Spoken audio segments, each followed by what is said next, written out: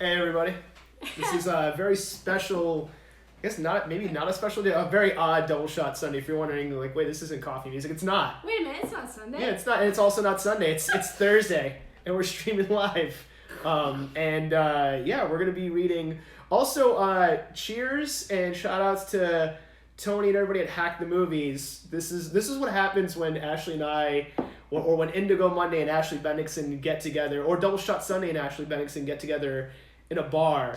I was telling Ashley, hey, it's the 50th anniversary of The Godfather, and I was watching / listening to one of my favorite podcasts, Hack the Movies. So if anybody doesn't like this, or if this gets weird, blame Tony. Blame famous internet YouTube streamer and podcast host Tony of Hack the Movies. Blame him for this. And I don't know if they're watching or if they will catch the stream. I will go off camera while you're reading. You're gonna do the first book, and I will tweet and I will Instagram this that this is happening. Wow. But yeah, blame them. They gave us some fun facts about the movie. Just don't blame us. Yeah, just don't blame us. But you could blame Mario Puzo. Yeah. You could blame anyone. Yeah, blame Mario Puzo, because fun fact about this book is that Coppola didn't want to make this movie because he read the book and said it was too sleazy, which I thought was hilarious. Agreed. And Ashley was kind enough to go through the book and find some of the more salacious, the more sleazy, the deleted scenes, if you will, for this. And we're gonna read them live. And we've already started. Yeah. We made some. This is why we're late. We made some cheers. We made some. We're going to be having some Italian cocktails throughout the night. What is it in Italian? Salud. Salud. Salud. You're Italian? Yes, part Italian. The best part. Yes. I love us is Italian. Well, we were having this conversation about Hack the Movies, and when you were like, apparently there's tons of weird sex details, I was like, we should read them live to the world. This happens when you find somebody to indulge your level of crazy. I was like, we should do that, and then you were like, yeah, we should do it. I was like, heck yeah, we should do it. And then now we're doing it, so... Yep. And I was like, and we should make lasagna, and we should drink Negronis, and we should do all these cool Italian things. Yes. Yep. So this is what happens when you find somebody to indulge the nuttier parts of you folks. Yes. So sans nuts. Yeah, sans nuts because I have a nut allergy. So we're making a modified Godfather cocktail. Yeah, so we're drinking Negronis to start, classic Italian cocktail. We're also going to make the cocktail known as the Godfather cocktail. Modified because it usually calls for amaretto, which has almonds, which I can't drink. Yep, and a few other drinks. And I made some homemade vegan lasagna, which at some point the oven's going to bing and I'm going to have to go put it in the oven. But you're here with us. So what to expect? We're going to read to you. We're going to read to you some of the more salacious parts of The Godfather. We're going to start off maybe with some Godfather fun facts about the movie. Yes. And also the cocktails we're going to have. So we did a Negroni. And actually, hold on a second. I'm going to grab the gin. Shout out to Isco Gin, because we're in Rhode Island. We're in Newport. Usually I'm talking about Providence, but shout out to Isco Gin. It's really good. The unofficial sponsor of this live reading. Yes. And thanks to Bottles. I went there the other night. Bottles is a fine purveyor of spirits. I usually can find damn near anything there.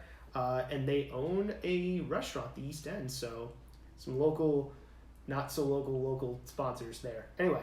I think what's so interesting about this gin is when you go there and order it straight, they put a big ass caper in there. Mm. And I taste caper in this gin all day. I feel like it tastes briny to me. Do you get that? I do. It's one of the gins I can drink. There's very few gins I can drink straight or on the rocks, and it's basically Isco's Ornamental Gin is one of them. Hendrick's. Also with gins. A sipper. It is a sipper, but also with gins, I can't have all gins. I found out the hard way because of nuts. So Bombay Sapphire's got almonds. So does Beefeater. So the traditional London dry gins, I cannot drink. Interesting. Tanqueray I can have, but not straight. But that's one of the ones I'll just order a Tanqueray in my drink. But Isco Ornamental. I can have that, and I can have straight or on the rocks or in a cocktail. go there if you're in the Providence area because their stuff's amazing. So is their vodka. So is their oyster. Speaking of briny, their oyster vodka. Oyster vodka is really good. Infused with oysters. And then and it's way better than what you're thinking because I had the same It's delicious. thought. It's fucking delicious. Great. We should have labeled this mature if content. we just speak fast enough, no one was gonna catch it. Yeah, exactly. And I will say also, as far as the cocktails we're gonna do Negroni. We're gonna do Negroni Spagliato, and we're gonna do the white Negroni Spagliato, okay, and the Boulevardier, and the Godfather, and a Cardinale. Maybe we'll we're each gonna get have a to, sip. One Yeah, because I can't do all six. Yeah, exactly. Same. I mean, I want to, but I can't. But because that will result in us just falling down while we're reading. Yes. But yeah, those are the cocktails, and then I've got some fun facts before we get into the book. Do you want to go into your fun facts just so I don't overlap? No, I'm gonna say keep going. All right. Keep going, Jason. So again, thanks to Hack the Movies for the inspiration for this. Thanks, famous internet YouTube streamer Tony. I'm just gonna keep doing that until he adds a clip of us doing this in one of his episodes. Tag us. Yeah, I was gonna say if you ever want some guests for your Hack the Movie show, we're willing to do a road trip to New Jersey, New York. Yep. Talk about whatever movie you want to talk about. We're movie nerds. Yeah. Also, if this is a heads up for you, I did watch the first Spider-Man movie review that they did. Yeah. You will never look at Aunt May the same way again after that. Just warning. It's a great show, but you will not look at Aunt May the same way again. Sofia Coppola is Godfather. Christopher Coppola. He actually has a new introduction in this book. But Sofia Coppola, fun fact, is in all 3 Godfather movies. She's the baby in the wedding. She is an immigrant kid that's on the boat in The Godfather 2 because The Godfather 2 pulls a Tarantino and that they go back in time. Robert De Niro and Pacino are in this movie but not at the same time, which is interesting. And then Sofia Coppola is Winona Ryder's replacement. Probably wasn't the best idea in The Godfather 3, which we will not talk about. We're not going to talk about that. We're not going to acknowledge that was a thing. Also, it's a family affair that Sofia Coppola's sister's in the movie, and also Sofia Coppola. Not Sofia Coppola's sister. Francis Ford Coppola's sister's in the movie, and his dad did some music for the movie, so that's really interesting. Huh. Talia Shire, Talia. Not Talia, Talia Shire. Like Italia. Yeah, Talia Shire. Yeah, exactly. Is in the movie playing Sonny's wife. Mm-hmm.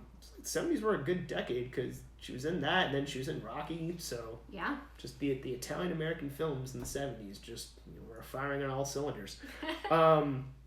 Joe Colombo was against this movie the entire time. But I think what's crazy is that the movie comes out and then he's shot. So that's denying that he's a gangster, but then is shot after legit shot after this movie is made. But yeah, there was the Italian American League was against this movie. So and against the movie being made, they didn't like these Italian stereotypes. So that's why you do not hear or see the words mob or mafia or gangster in the movie. Which is really interesting. Except for one part, there's a newsreel part in the movie that you see the words I think you see the word mobster. That's the only time you actually see or hear of it. Yeah. And that in the papers, right? Yeah, that part, funny enough, was edited, uncredited by George Lucas. I heard this. Yes. Because Lucas, Coppola, and why am I blanking on Scorsese? Yes. They were all studying film at the same school, which I think was UCLA. Mm-hmm. At the same, it's a hell of a class, by the way, to come out at the same time. No worries. Spielberg, Scorsese, Coppola, and Lucas just all happen to go to school at the same time. That's insane. Cool. Speaking of new iterations, because everything old is new again. The Offer, which I figured out is a limited series on Paramount Plus. Which I don't have. I've seen that. The Offer is a limited streaming series that is based on the making of this movie, which also has somebody playing. What the hell is his name? Robert Evans. Where if you want to like read or hear another weird book, besides not weird, but like if you want to read another crazy book, it's a little weird. The Kid Stays in the Picture. Because I know Patton Oswalt did a whole bit about this. If you read this, I want to find the audiobook. It's somewhere. It's not on streaming, but there's probably a tape of it or something. Maybe we should make it. We should try to make it. Because reading that book, and I haven't read it in a while, but it's called The Kid Stays in the Picture by Robert Evans. It's like reading the memoirs of Satan. Like if Satan's just like sitting there in the bathrobe and just like with a martini in his hand, or in this case, Negroni. It's like reading or hearing the memoirs of Satan. Because like there's an actual line from the book is Frank Sinatra was on line 2 and baby he wasn't crooning. Like when you have a line like that in your book, you are that level of insane. But yeah, let's see. Speaking of Sinatra, what is it? Johnny Fontaine. Yes. Who is in the movie only a little bit. He's in the book way more. The book's way worse off for it. We're gonna get into that for better or for worse. Yeah. So Johnny Fontaine, rumored to be based off Frank Sinatra. Here's what I find funny about this. Frank Sinatra was like, no, Johnny Fontaine's not based on me at all. But yeah, he was very angry about it. And the angrier you get when it's something about you, I feel like that means it's probably more true. Why are you so mad? Exactly. Why you mad, bro? Why you so mad, Frank? And like there was some kind of like incident where Frank Sinatra was in a restaurant. And then the people at the restaurant informed Frank Sinatra, oh, Mario Puzo is at a table across the way. You want to go talk to him? He said no. And for the rest of the night, he was like, yelling across the restaurant, I hope you choke. to I think Mario Puzo. So I'm like, maybe that stuff about Frank Sinatra was true. Could be. Just saying. Some other fun facts. I'm just going through them because I took notes because I'm a nerd. Let's see. Marlon Brando, when he did his screen test, put cotton balls in his mouth to do the screen test. But then in the movie, he had somebody make prosthetic, like a dentist make prosthetics. So that's how he got his jowls. Also, I feel like he redoes his. And I may get the name of the movie wrong, but I think he redoes like this exact role in a movie called The Freshman that had Matthew Broderick in it. Oh, yeah. And he like literally it's the same character, just different name. And he's like, "You want some coffee?" And he says, "We're tying it back into coffee somehow. Here's how we're doing it, folks."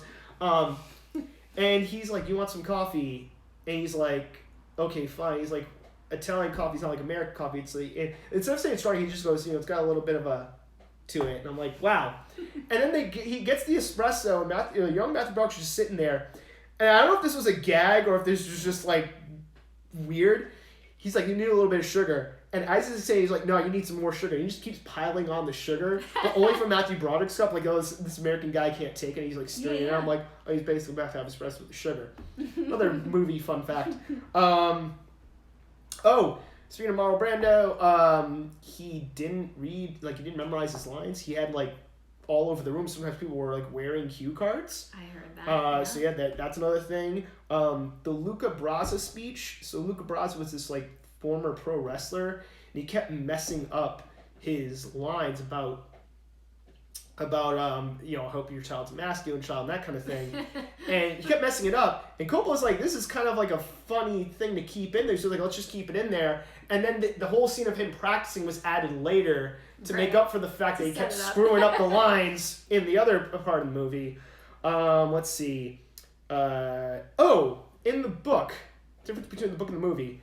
So if you watch the movie, there's a part where like supposedly there's FBI or FBI agents taking pictures of the cars, and then Sonny comes out and takes the camera, breaks the camera, throws the money down, right? Yep. If you read the book, the Godfather tells all these mob guys to rent cars. Yep. But then he sends Sonny out to get mad, but like get mad in a fake sense. To throw the FBI. The FBI guys think they have something on which they really don't, which I think like makes that scene even better if you read the book. Yeah. That's like a weird backstory to it. And I think an important piece of like building the character of the Godfather and like how prepared he always was. Like, he was just so cool, calm, and collected. And also, the mom, like the matriarch of the family, gets cut out of the movie a lot, but in the book, I like how she tries to convince Kay, Mike, if I have this right, I think it's Kay, and not Talia Shire's character who gets married to like a jerk. Yeah. That's a whole other thing. She tries to convince Kay, like, maybe you should find another guy. Yeah. Maybe you should just find another dude. Yes. And like, don't waste your time on my son. Yeah, on my son, which I think is interesting that they didn't put that in the movie. I think they would have given a whole other dynamic. But yeah, that is my fun facts. I went through them. I don't know if I stole any of your thunder on your fun facts. If so, I'm sorry. I think those were excellent fun facts. A not so fun fact. I didn't go through this, but I'm glad I forgot it. You can do it. Yeah, it's a not so fun fact. And maybe it's not the same one. Not so fun fact that in the film, the iconic horse head in the bed scene, that is a real horse head. Which, when they were practicing, like when they were rehearsing it, it was a fake horse head. Yes. And then they wanted to get a real reaction out of the poor guy. Holy crap. Today would not fly. And it's so disturbing. Like, I don't ever want to watch that scene ever again now that I know it's a real horse head. But also, like, that actor must have been traumatized. I mean, that is disgusting. But I guess it was like it was a horse that was already up for, like, it was gonna die anyway. Yeah, like. I'm like, what does that even mean? So I don't really get it, but pretty disturbing that they were like, oh great, the horse has been killed, cut its head off now. Don't let it keep bleeding, and we'll just throw it in the bed. Like like that dude, like that was in there with like the which is more insane, but even like, you know what that reminds me of? I thought it was a myth. I was like, no way that horse head was real. I'm shocked. It reminds me of the movie Alien in the sense of like the chest, like another movie from the 70s, late 70s. That the chest burster scene in the movie Alien, those reactions from the actors and actresses are real because dude who directed it didn't tell anybody that was going to happen, except for like the dude who's just lying there. So like when you watch the chest burster scene in the movie Alien, the reason why the actors and actresses are all freaking the F out is because that was a real reaction. So like that reaction of the dude screaming is a real reaction. Which makes it terrifying, right? Like. But a fun fact about the movie that's animal related, that's a little bit more upbeat. That cat, like in the book, the Godfather is not a fan of animals. Not a cat fan. But like I love how like in like all the covers of the movie and all the subsequent books after he's just petting the cat. I know. That cat, just a cat they found. Yeah, and that's the only. And that cat's like, hi. That's the only scene it's in. It's already opening scene. You never see the cat. Because they just found a cat on set. And they're like, here, just hold this cat. It'll be fine. It'll be cool. So yeah. I've been staring at this book cover and like, is this like brass knuckles? Is that like a fist? Like, why is the G and the D connected? I think it's more of a font thing. I think you're reading into it, but that's kind of like maybe. It kind of looks like a fist, like brass knuckles, right? I think it's more of a font thing, but wow, I never even thought of that. Now I can't unsee it. I can't unsee that. It looks to me like a. Yeah. Anyway. So, well, you know what it is? No, it's what Marlon Brando references in the freshman or whatever when he's like the Italian coffee. Yeah. Must be it. So the book, needless to say, as most books do, it does follow the plot of the movie though. Like it doesn't like deviate a ton from it. I think like I haven't read this whole book yet, but I do think that like what Coppola chose to leave in and keep out, I think it kept the narrative of the story. So I think it was well done. But I will say what Tony from Hack the Movies pointed out, that he did the right thing in that he didn't want to make the movie. It was too sleazy. The book was too sleazy. He makes the movie, cuts out a lot of the sexual stuff, which we're all we're all better off for. But tonight. We are here for that. But funny enough, which I didn't realize till Tony pointed it out, he makes the Dracula movie and adds sex scenes in. Yes. That didn't need to be. So you come look back and you're like, I should have added those sex scenes in The Godfather. Let me add them into Dracula where they're not needed. Right? Maybe it's almost because, like, with Dracula, they didn't exist, so he had the creative agency to create the sex scenes. I just wanted to make Dracula more sleazy. Right? But, like, had he used these sex scenes, they're fucking awful. I just think, yeah. No, there's that some of them we're going to read, but there are things that you didn't want to know about these characters that now you're going to know. And I think the point is that They don't further the storyline. And I get with a book you have extra time, extra pages to build characters and give like the little unnecessary details. But there are some stories in here and sex scenes that literally are like, okay, you could have deleted that in the editing process. So yeah, needless to say, the book is different from the movie. If my channel gets banned from Twitch because of this, it's because I didn't label that this is explicit. So, where do we begin? That's the question. We're obviously not going to read the whole novel to you tonight. Because we'd be here for days. Or we need a lot more coffee. A lot of Italian. A lot of Italian coffee, as Marlon and Berno, yes. They got that oomph. Yes. But. I feel like we could read the first few pages. Because that's a little bit different. It doesn't just jump right into the wedding scene. Yeah. Or we could just go right into the sex scenes. You know what? Maybe I will make you can read that beginning part. I will make a social media post. Okay. And use the bathroom. Yeah, there's a little extra information. So for anyone who's seen the movie starts with the wedding essentially. And the first person at the wedding asking the Don for his help. But the book starts with some of the backstories before that. So there's some extra details, and I will just read the first few pages, which lead up to the wedding scene, and then we'll swap, and I'll make Jason read the more cringier chapters. Thanks. Thanks a lot. I'll read one too, because I feel made to read sex scenes in books. So here we go. Chapter 1. Okay.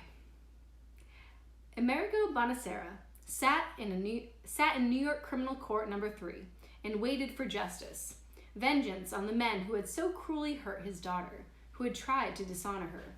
The judge, a formidably heavy-featured man, rolled up the sleeves of his black robe as if to physically chastise the two young men standing before the bench.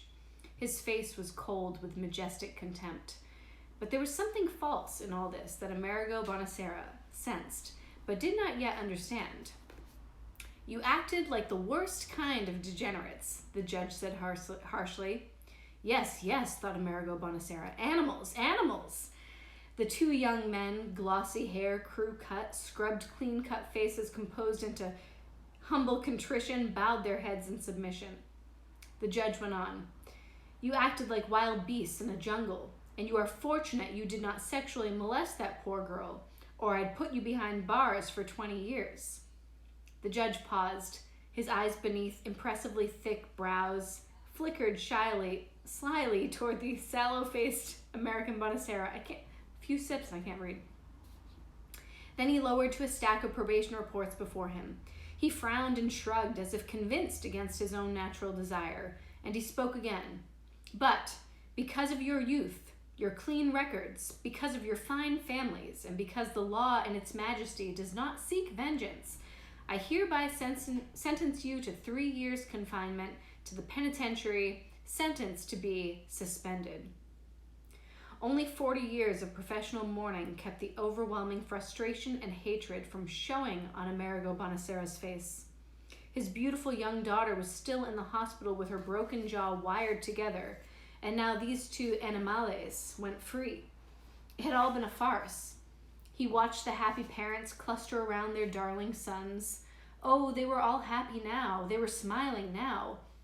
The black bile, sourly bitter, rose in Bonacera's throat, overflowed through tightly clenched teeth. He used his white linen pocket handkerchief and held it against his lips.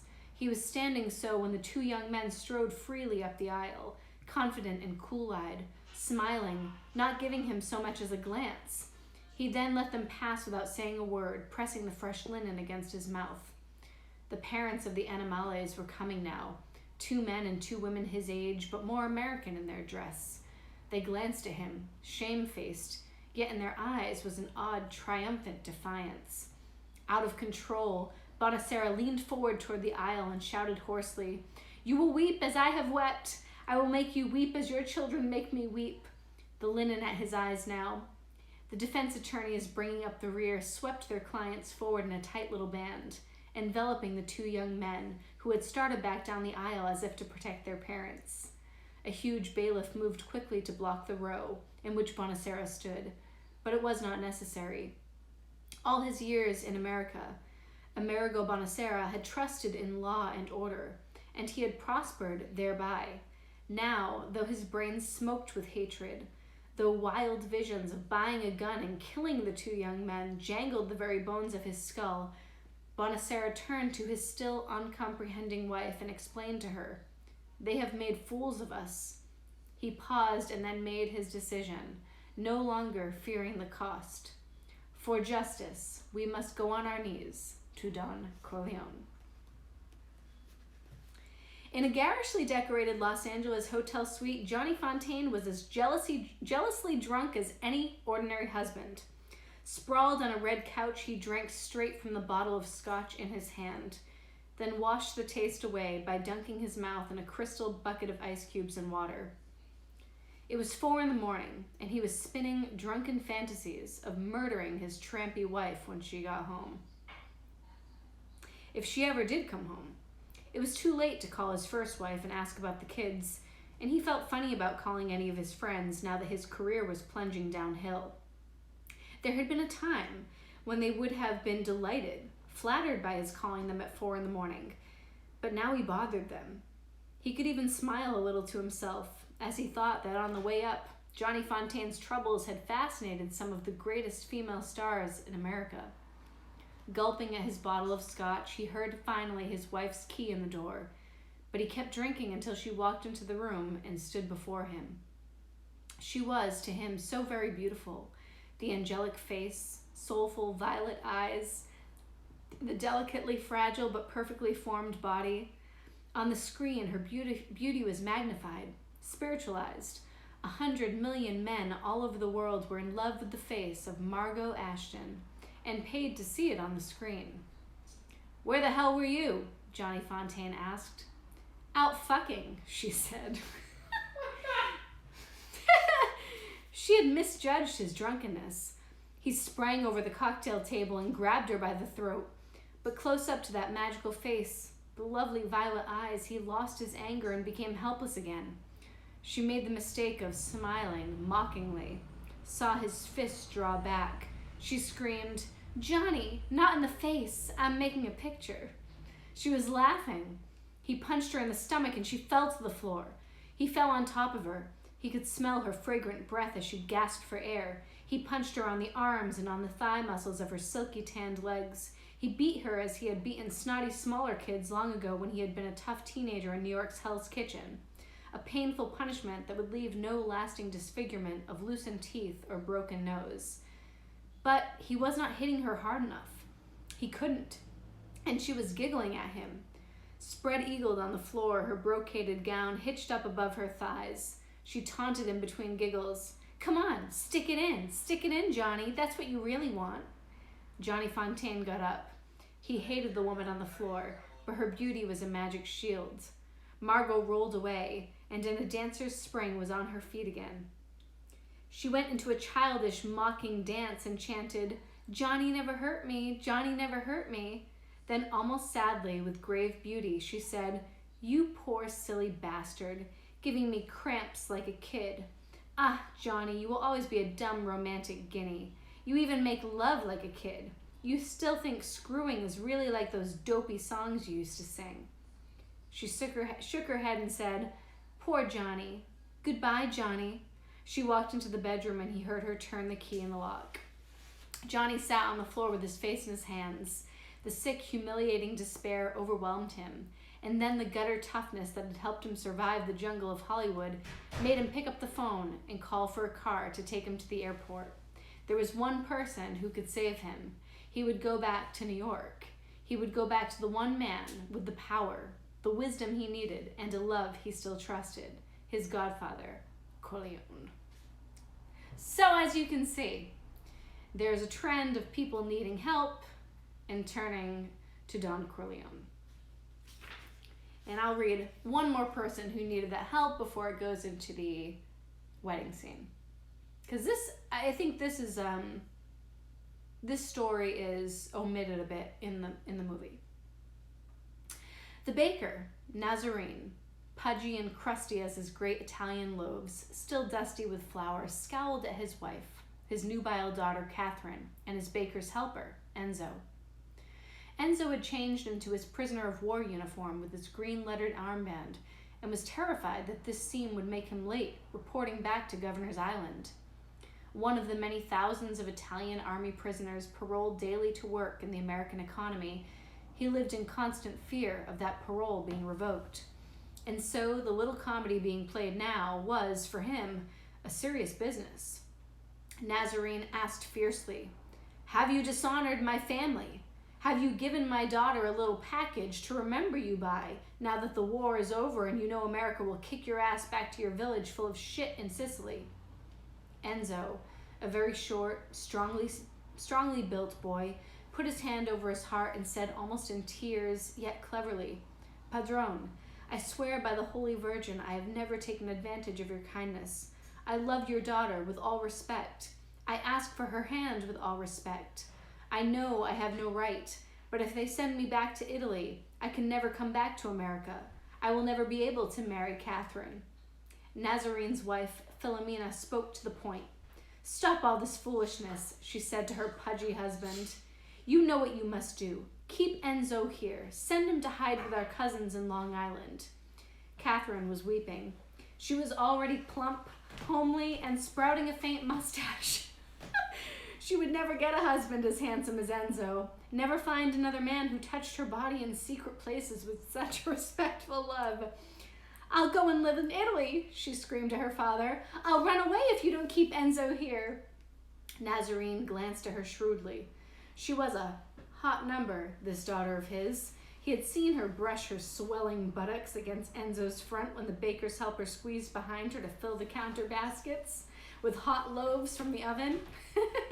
The young rascal's hot loaf would be in her oven, Nazarene thought. I now want to use hot loaf or hot loaves as like a euphemism for some. Hey, all right, let's get hashtag hot loaves from the oven. Hashtag hot loaves in the oven. Yeah, or hot loaves from the oven, or hot loaves to be a thing. Enzo must be kept in America and must be made an American citizen. And there was only one man who could arrange such an affair. The Godfather, Don Corleone.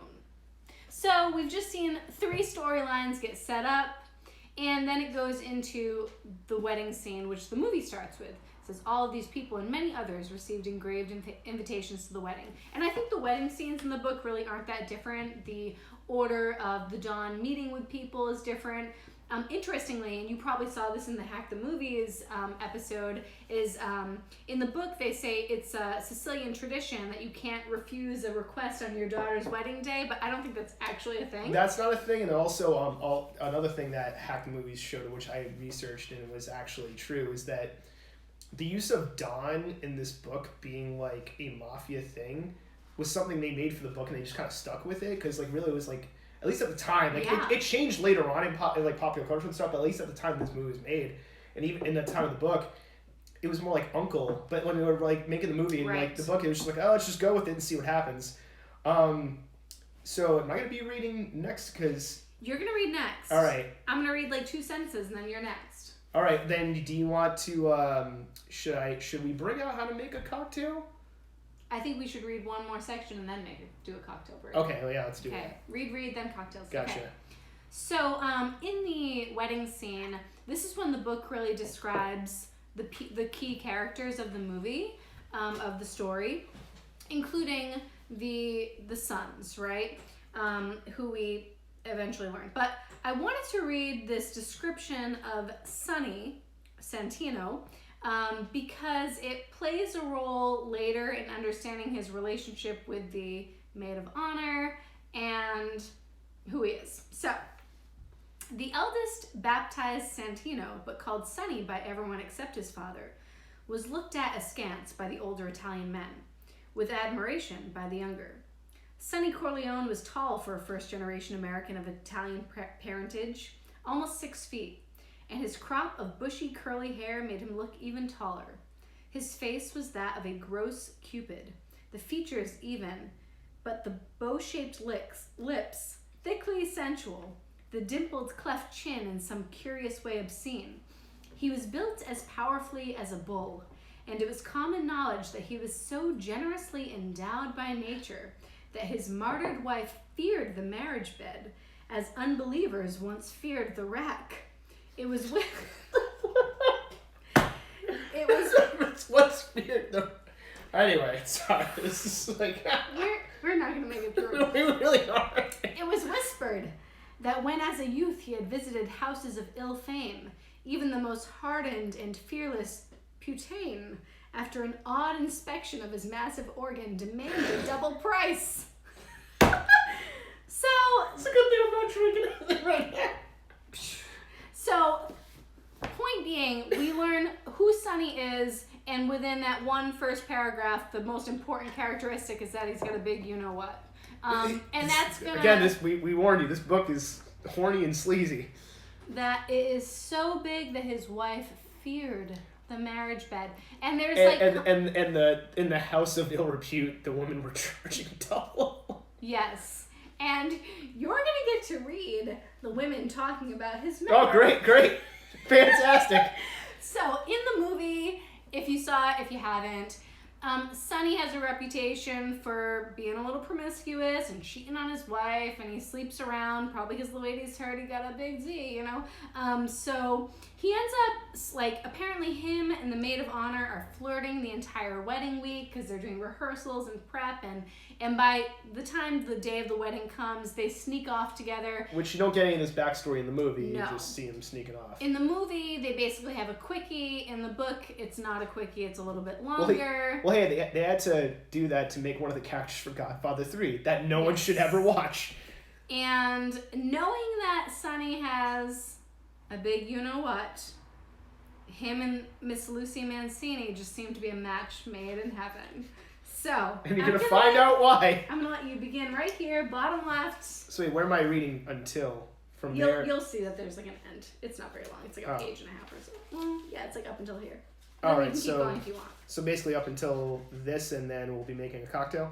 Sure. Okay. Yeah. All right. Okay.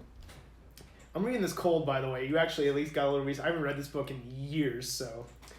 Lucy Mancini lifted her pink gown off the floor and ran up the steps. Sonny Corleone's heavy Cupid face, redly obscene with whiny lust, frightened her.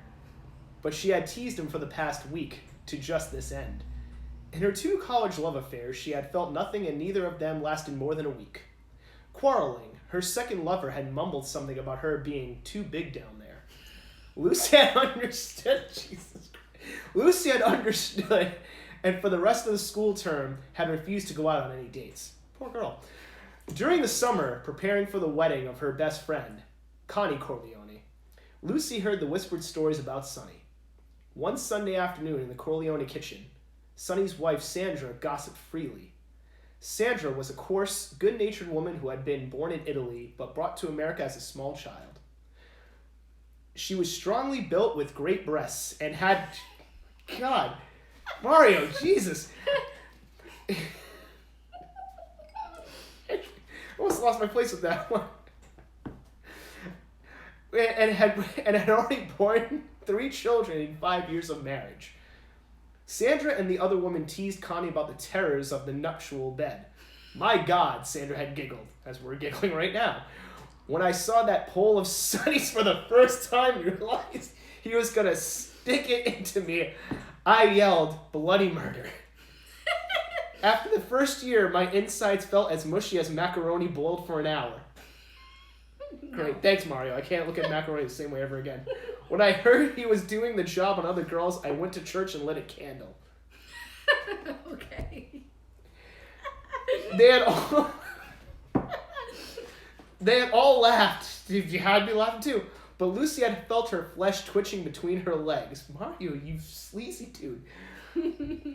Now, as she ran up the steps towards Sonny, and a tremendous flash of desire went through her body. On the landing, Sonny grabbed her hand and pulled her down the hall into an empty bedroom. Her legs went weak as the door closed behind them. She felt Sonny's mouth on hers, her lips tasting of burnt tobacco, bitter. She opened her mouth. At that moment, she felt his hand come up beneath her bridesmaid's gown. Put a sticker there so I can't read it. Heard the rustle of material giving away. Felt his large, warm hand between her legs. ripping aside the satin panties to caress her vulva. My God. She put her arms around his neck and hung there as he opened his trousers. Then he placed both hands beneath her bare buttocks and lifted her. I know why you gave me this chapter, damn it. She gave a little hop in the air so that both her legs were wrapped around his upper thighs. His tongue was in her mouth and she sucked on it. He gave a savage thrust that banged her head against the door. Accurate details. Yeah, but good thing you didn't give her a concussion, Jesus. She felt something burning pass between her thighs.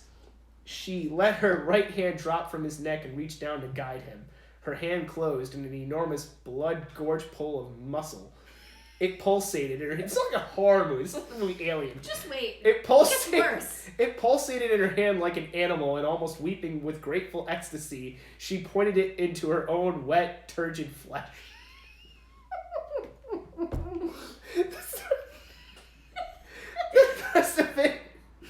Of its entrance, the unbelievable pleasure made her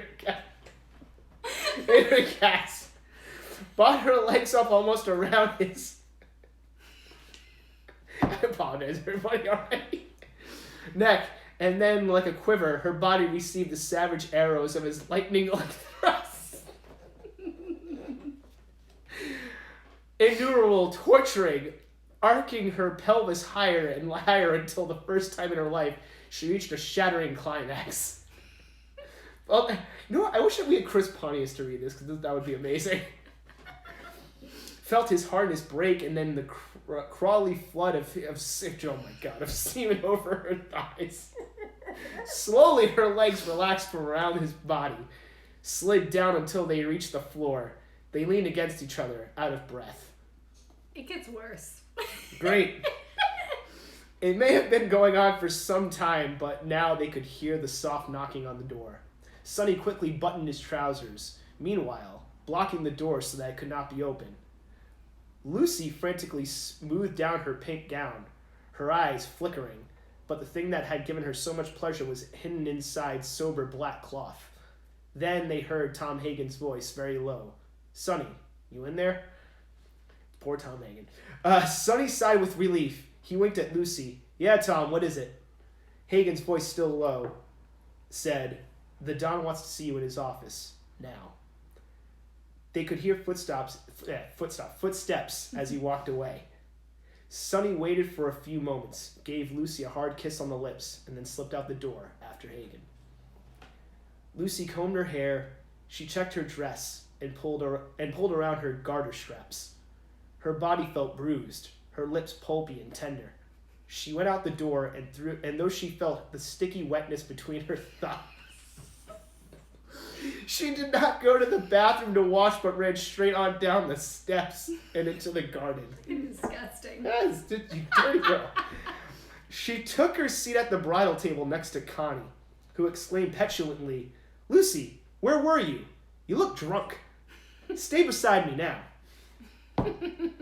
The blonde groom poured Lucy a glass of wine and smiled knowingly. Wait, how did he know? Who? It said the blonde groom poured Lucy a glass of wine and smiled knowingly. How did he know that? Because he's a dog too. I don't know. Yeah, but unless he... anyway, he probably saw them flirting all week. Maybe. Okay. Yeah. All right. If that's explained earlier, then I guess that makes sense. Yeah. And plot holes, everybody. Lucy didn't care. She lifted the grapey, dark red juice to her parched mouth and drank. Jesus, Mario Puzo can make just drinking wine sound disgusting. She felt the stick. I'm not this is actually for the book. I'm not. Also, grapey sounds too close to rapey, and I don't like it. No, that's what I'm saying. Okay. Like this is just. By the way, we're already past the sex. This is just her drinking wine. This is how much of a horn dog Mario Puzo is. She felt the sticky wetness between her thighs and pressed her legs together. It's still there. Her body was trembling. Over the glass rim as she drank, her eyes searched hungrily to find Sonny Corleone. There was no one else she cared to see. Slyly, she whispered in Connie's ear, "Only a few hours more, and you'll know what it's all about." Connie giggled. Lucy demurely folded her hands on the table, treacherously triumphant.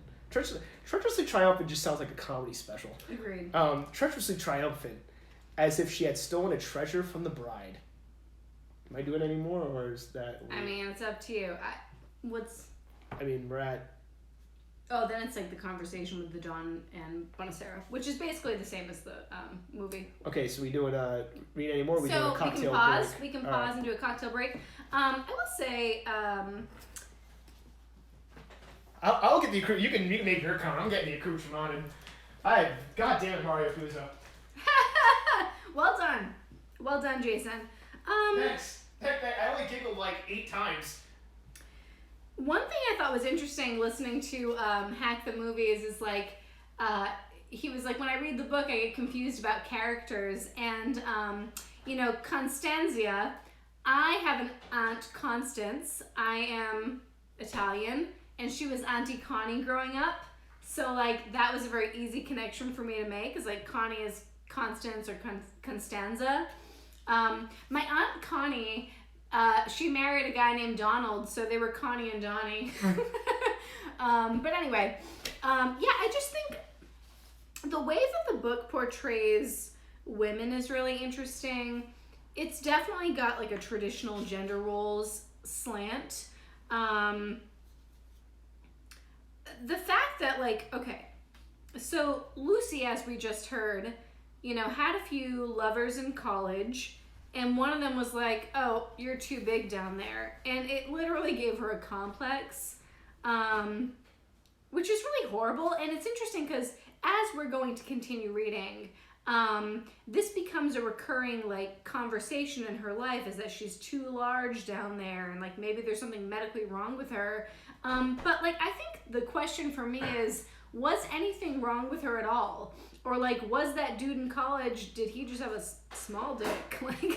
Maybe he wasn't big enough. Because I think we don't know if she actually has a medical issue, but that just becomes a label that she wears from that moment on. And just to get personal for a moment. So when I was 14 years old,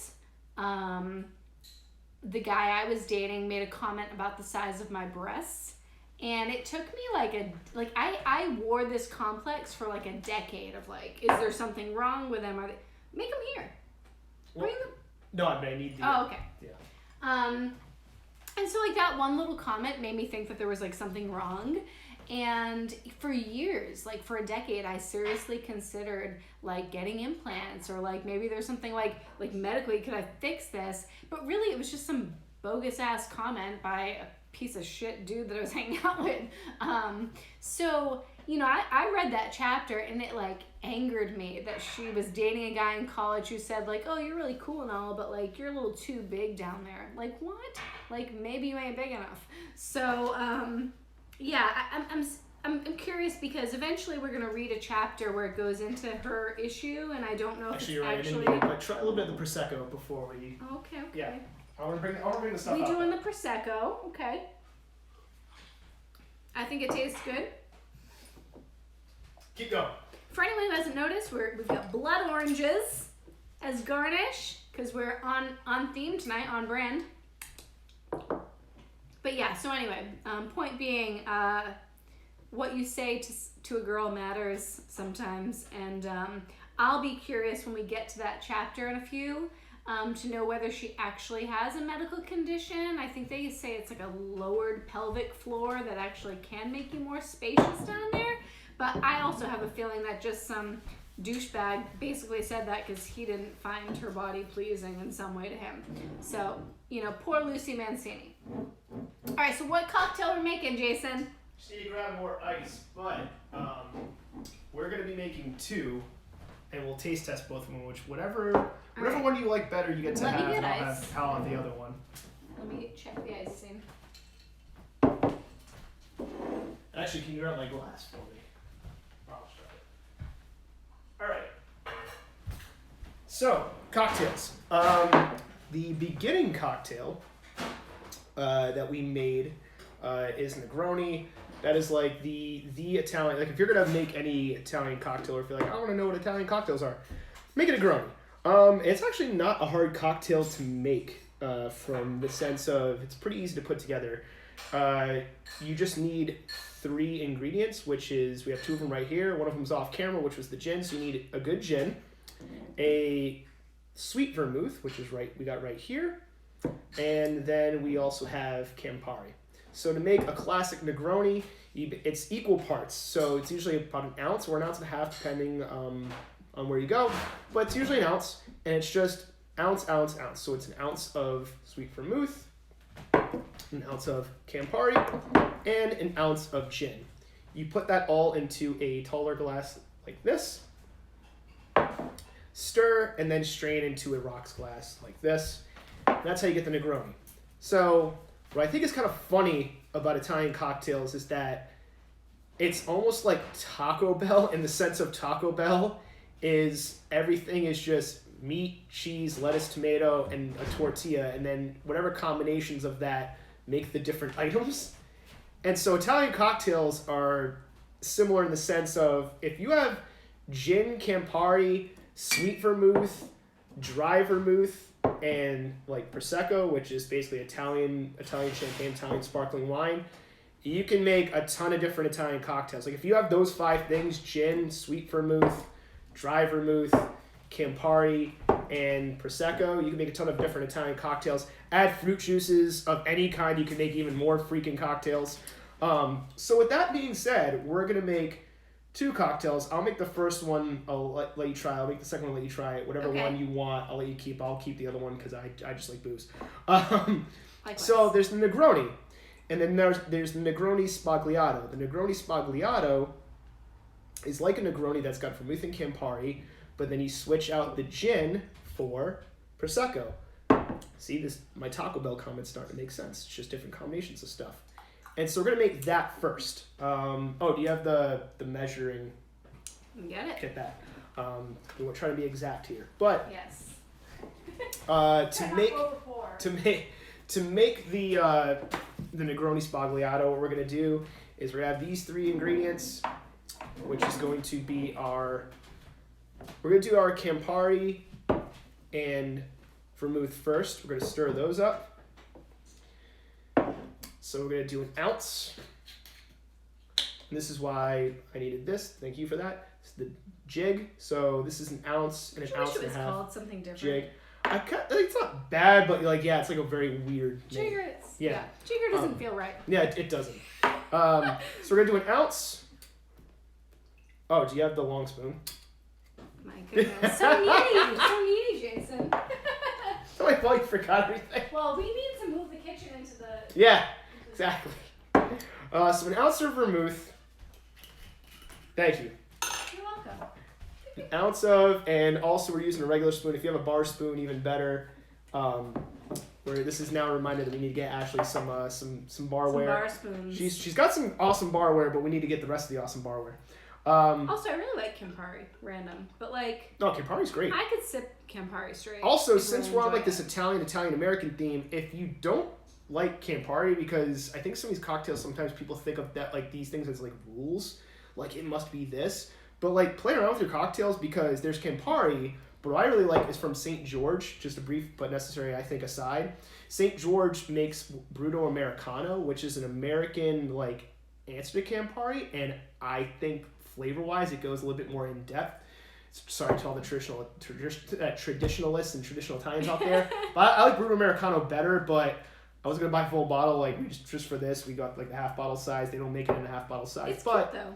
But if you're like, do I buy a full bottle of Campari versus Bruto Americano? Buy the Bruto Americano because it's actually a couple bucks cheaper. Just saying. All right, so we're going to stir this first.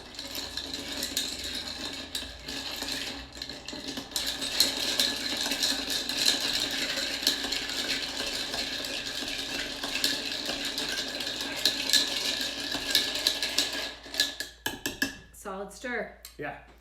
So we got that, and then what we're gonna do is I'll make it in yours first. You try, I'll try it, and then I will make mine, which is the we already got the dry vermouth, and we've already got some extra ice. So I'll put some extra ice in yours. Okay. Your glass is already chilled. Ideally, you would want maybe a big rock, but because we're trying to do a number of different things on stream, but have your glass filled with ice. Okay. And we're going to pour this first. This is the first part. So we're going to strain that first. And now we're going to add an ounce of the... You're supposed to like top it off, but like ideally you want it to be an equal parts cocktail. So we're going to top that off with Prosecco. Give that a little stir. Let you try that first. And then I'll give it a shot, and then we're going to make the Negroni, the white Negroni Spagliato, which is a one ingredient difference, but you're going to try that one first. Okay. I'm not like a huge Prosecco person. Neither am I, so this should be interesting. But I feel like it'll be good because it's not that much.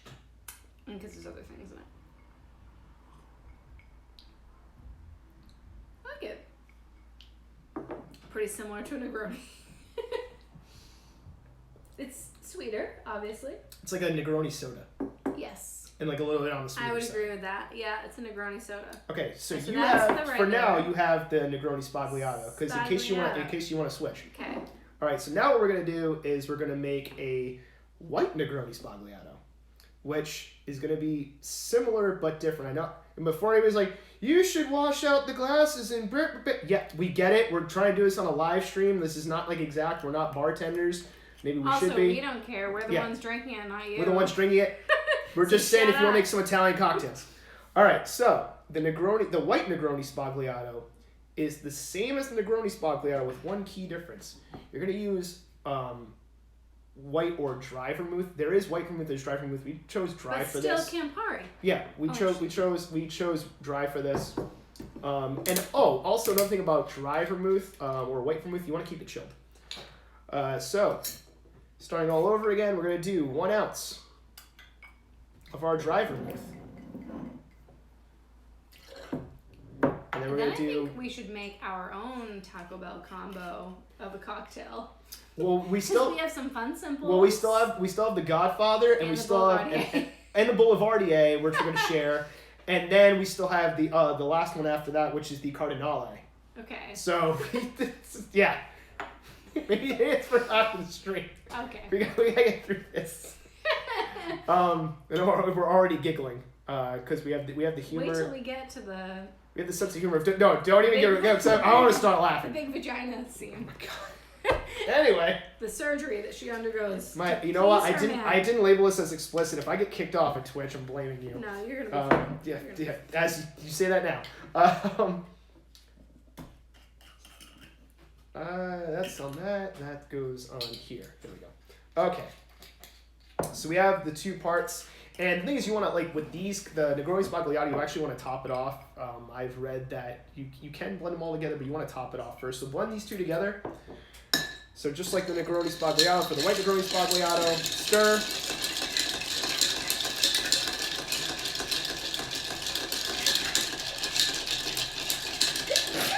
Bless you.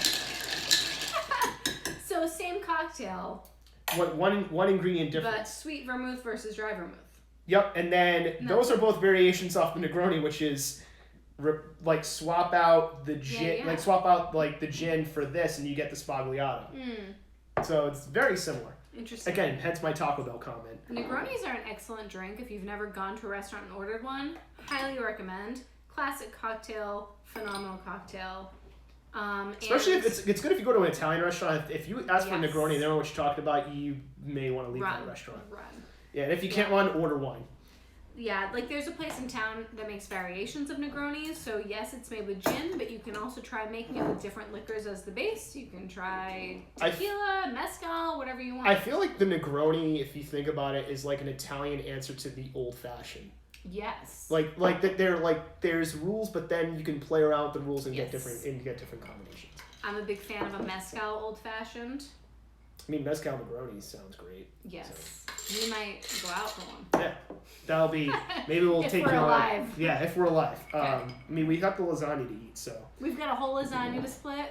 Vegan lasagna. Just to hold us over. And somebody with a nut allergy, I'm excited because I usually can't eat vegan stuff. So the lasagna's in the oven. In the oven. Not the loaves in the oven. The lasagna's in the oven. I love how you're doing that, which is more like an FU thing. So you're saying FU to on your lesson? The lasagna's in the oven. Hand tuck. The lasagna's in the oven. Now, you know what's going to happen? It is vegan. People are gonna like do like lasagnas in the oven is gonna be like a sexual euphemism. Watch. Well, that's okay. I'm okay with that. It's like, hey baby, you want me to put some lasagna in your oven? Yeah, baby, let's get that cheese melting. Anyway, I'm gonna do the taste test first on this one. Okay, but no, I made really good vegan lasagna. We'll see how it comes out. There is a difference. It's slight though. Let's go for it. Ooh, interesting. Which one do you want more?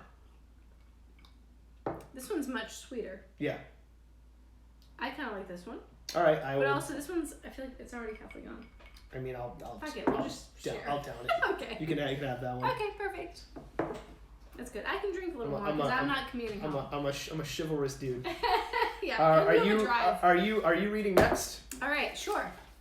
And I'll as you do now, I'll get the cocktails ready for the next part. I kind of feel like, so I'd actually marked the page where Polly actually beats up on those two dudes, the ones that attacked Bonacera's daughter. Also, not to interrupt, but fun fact, if you ever played the Godfather video game, which if there's a video game you need to remaster, if there's a video game that needs to be remastered in like 4K or whatever, because they've remastered like Grand Theft Auto and stuff, it's the Godfather video game because it's actually really good. Yes. And it follows the plot of the movie, but then you're playing a foot soldier, and like the whole thing is you become like, I think it's like capo regime, and then you get your own family. Like you rank up. But it's interesting because when you play the game, I think it was a PS2 game, you see certain scenes from like a side view. So you see like Luca Brasi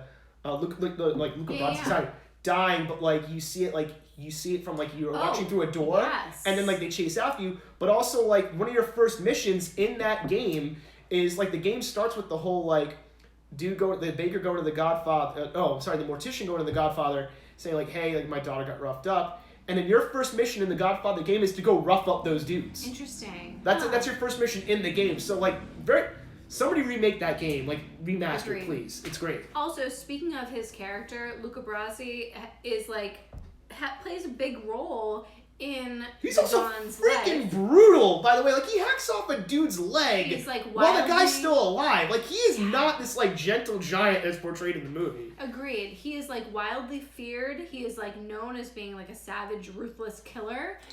Even the Don in the book is actually a little uncomfortable around him because he doesn't know, because he's like animalistic. Which I wish they would have shined, like maybe given him a couple of scenes of him roughing somebody up in the movie, just because like. Right. In the movie, they like it makes sense in the terms of like the story. He gets taken down so easily. Well, not necessarily easily, but like they take him down first. Yes. Which is a smart idea because he's the most brutal dude in that entire family, but they don't establish that in the movie. Right. Like they sort of do, but like I think like I don't know. He seems like a gentle giant. That's the best way to put it. But in the book, it's like, oh, there's a reason why they took him out first. It's because he's like the most insane one out of all of them, violence wise. Agreed. Okay, so I mean, I can read this page and a half while you get next drinks. Yeah, because I feel like, it's like these little scenes that we don't get to see in the movie. Like, I think one of the good things about The Godfather is that it really doesn't glamorize, like, mob life. Like, we never actually see that much of the violence in the movie. Like, it's not a violent film. I mean, compared to like other except for like the Luca scene and then like the like Sonny getting shot up. But like really we don't see them just going out and like doing all these hits and things. So I will say one of the more violent parts though, there's a funny improvisation in that the line that was added was dude's wife saying "Don't forget the cannoli." Yes. So that was added. That was an added line, but then it was improv. Well, no, like that line wasn't improv. The line that was improv was "Don't forget the cannoli," because the director added the line in from earlier, so the actor remembered that and improv that line to make it chronologically make sense, which is insane. Leave the gun, grab the cannoli. Which is an improv line. Which is great. There's like T-shirts with that shit all over it. Yep, I will. All right, so I will read this. I will read this to you. It's short. It's about a page and a half.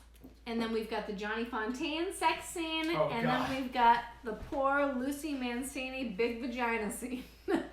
All right, so Paulie, who in the film we basically see as just being chronically sick, and then he gets taken out. But Paulie seems to have a pretty calculated, intentional approach to what he does, which I found interesting in the book. So Paulie Polly Gatto hated quickie jobs, especially when they involved violence. Sorry. There's like innuendo everywhere. He liked to plan things ahead, and sometimes, and something like tonight, even though it was punk stuff, could turn into serious business if somebody made a mistake. Now, sipping his beer, he glanced around, checking how the two young punks were making out with the two little tramps at the bar. Also, the amount of times that Mario Puzo calls women tramps, I don't know. Was that like a common word back in the 70s? I don't know. Where did you put the nips? Oh, sorry, they're in the freezer. Thank Because I'm running low on ice. Thank you. Okay. Left-hand side. Polly Gatto knew everything there was to know about those two punks. Their names were Jerry Wagner and Kevin Moonen. They were both about 20 years old. Good-looking, brown-haired, tall, well-built. Both were due to go back to college out of town in 2 weeks. Both had fathers with political influence, and this, with their college student classification, had so far kept them out of the draft. They were both also under suspended sentences for assaulting the daughter of Amerigo Bonacera. The lousy bastards, Polly Gatto thought. Draft dodging, violating their probation by drinking in a bar after midnight, chasing floozies, young punks.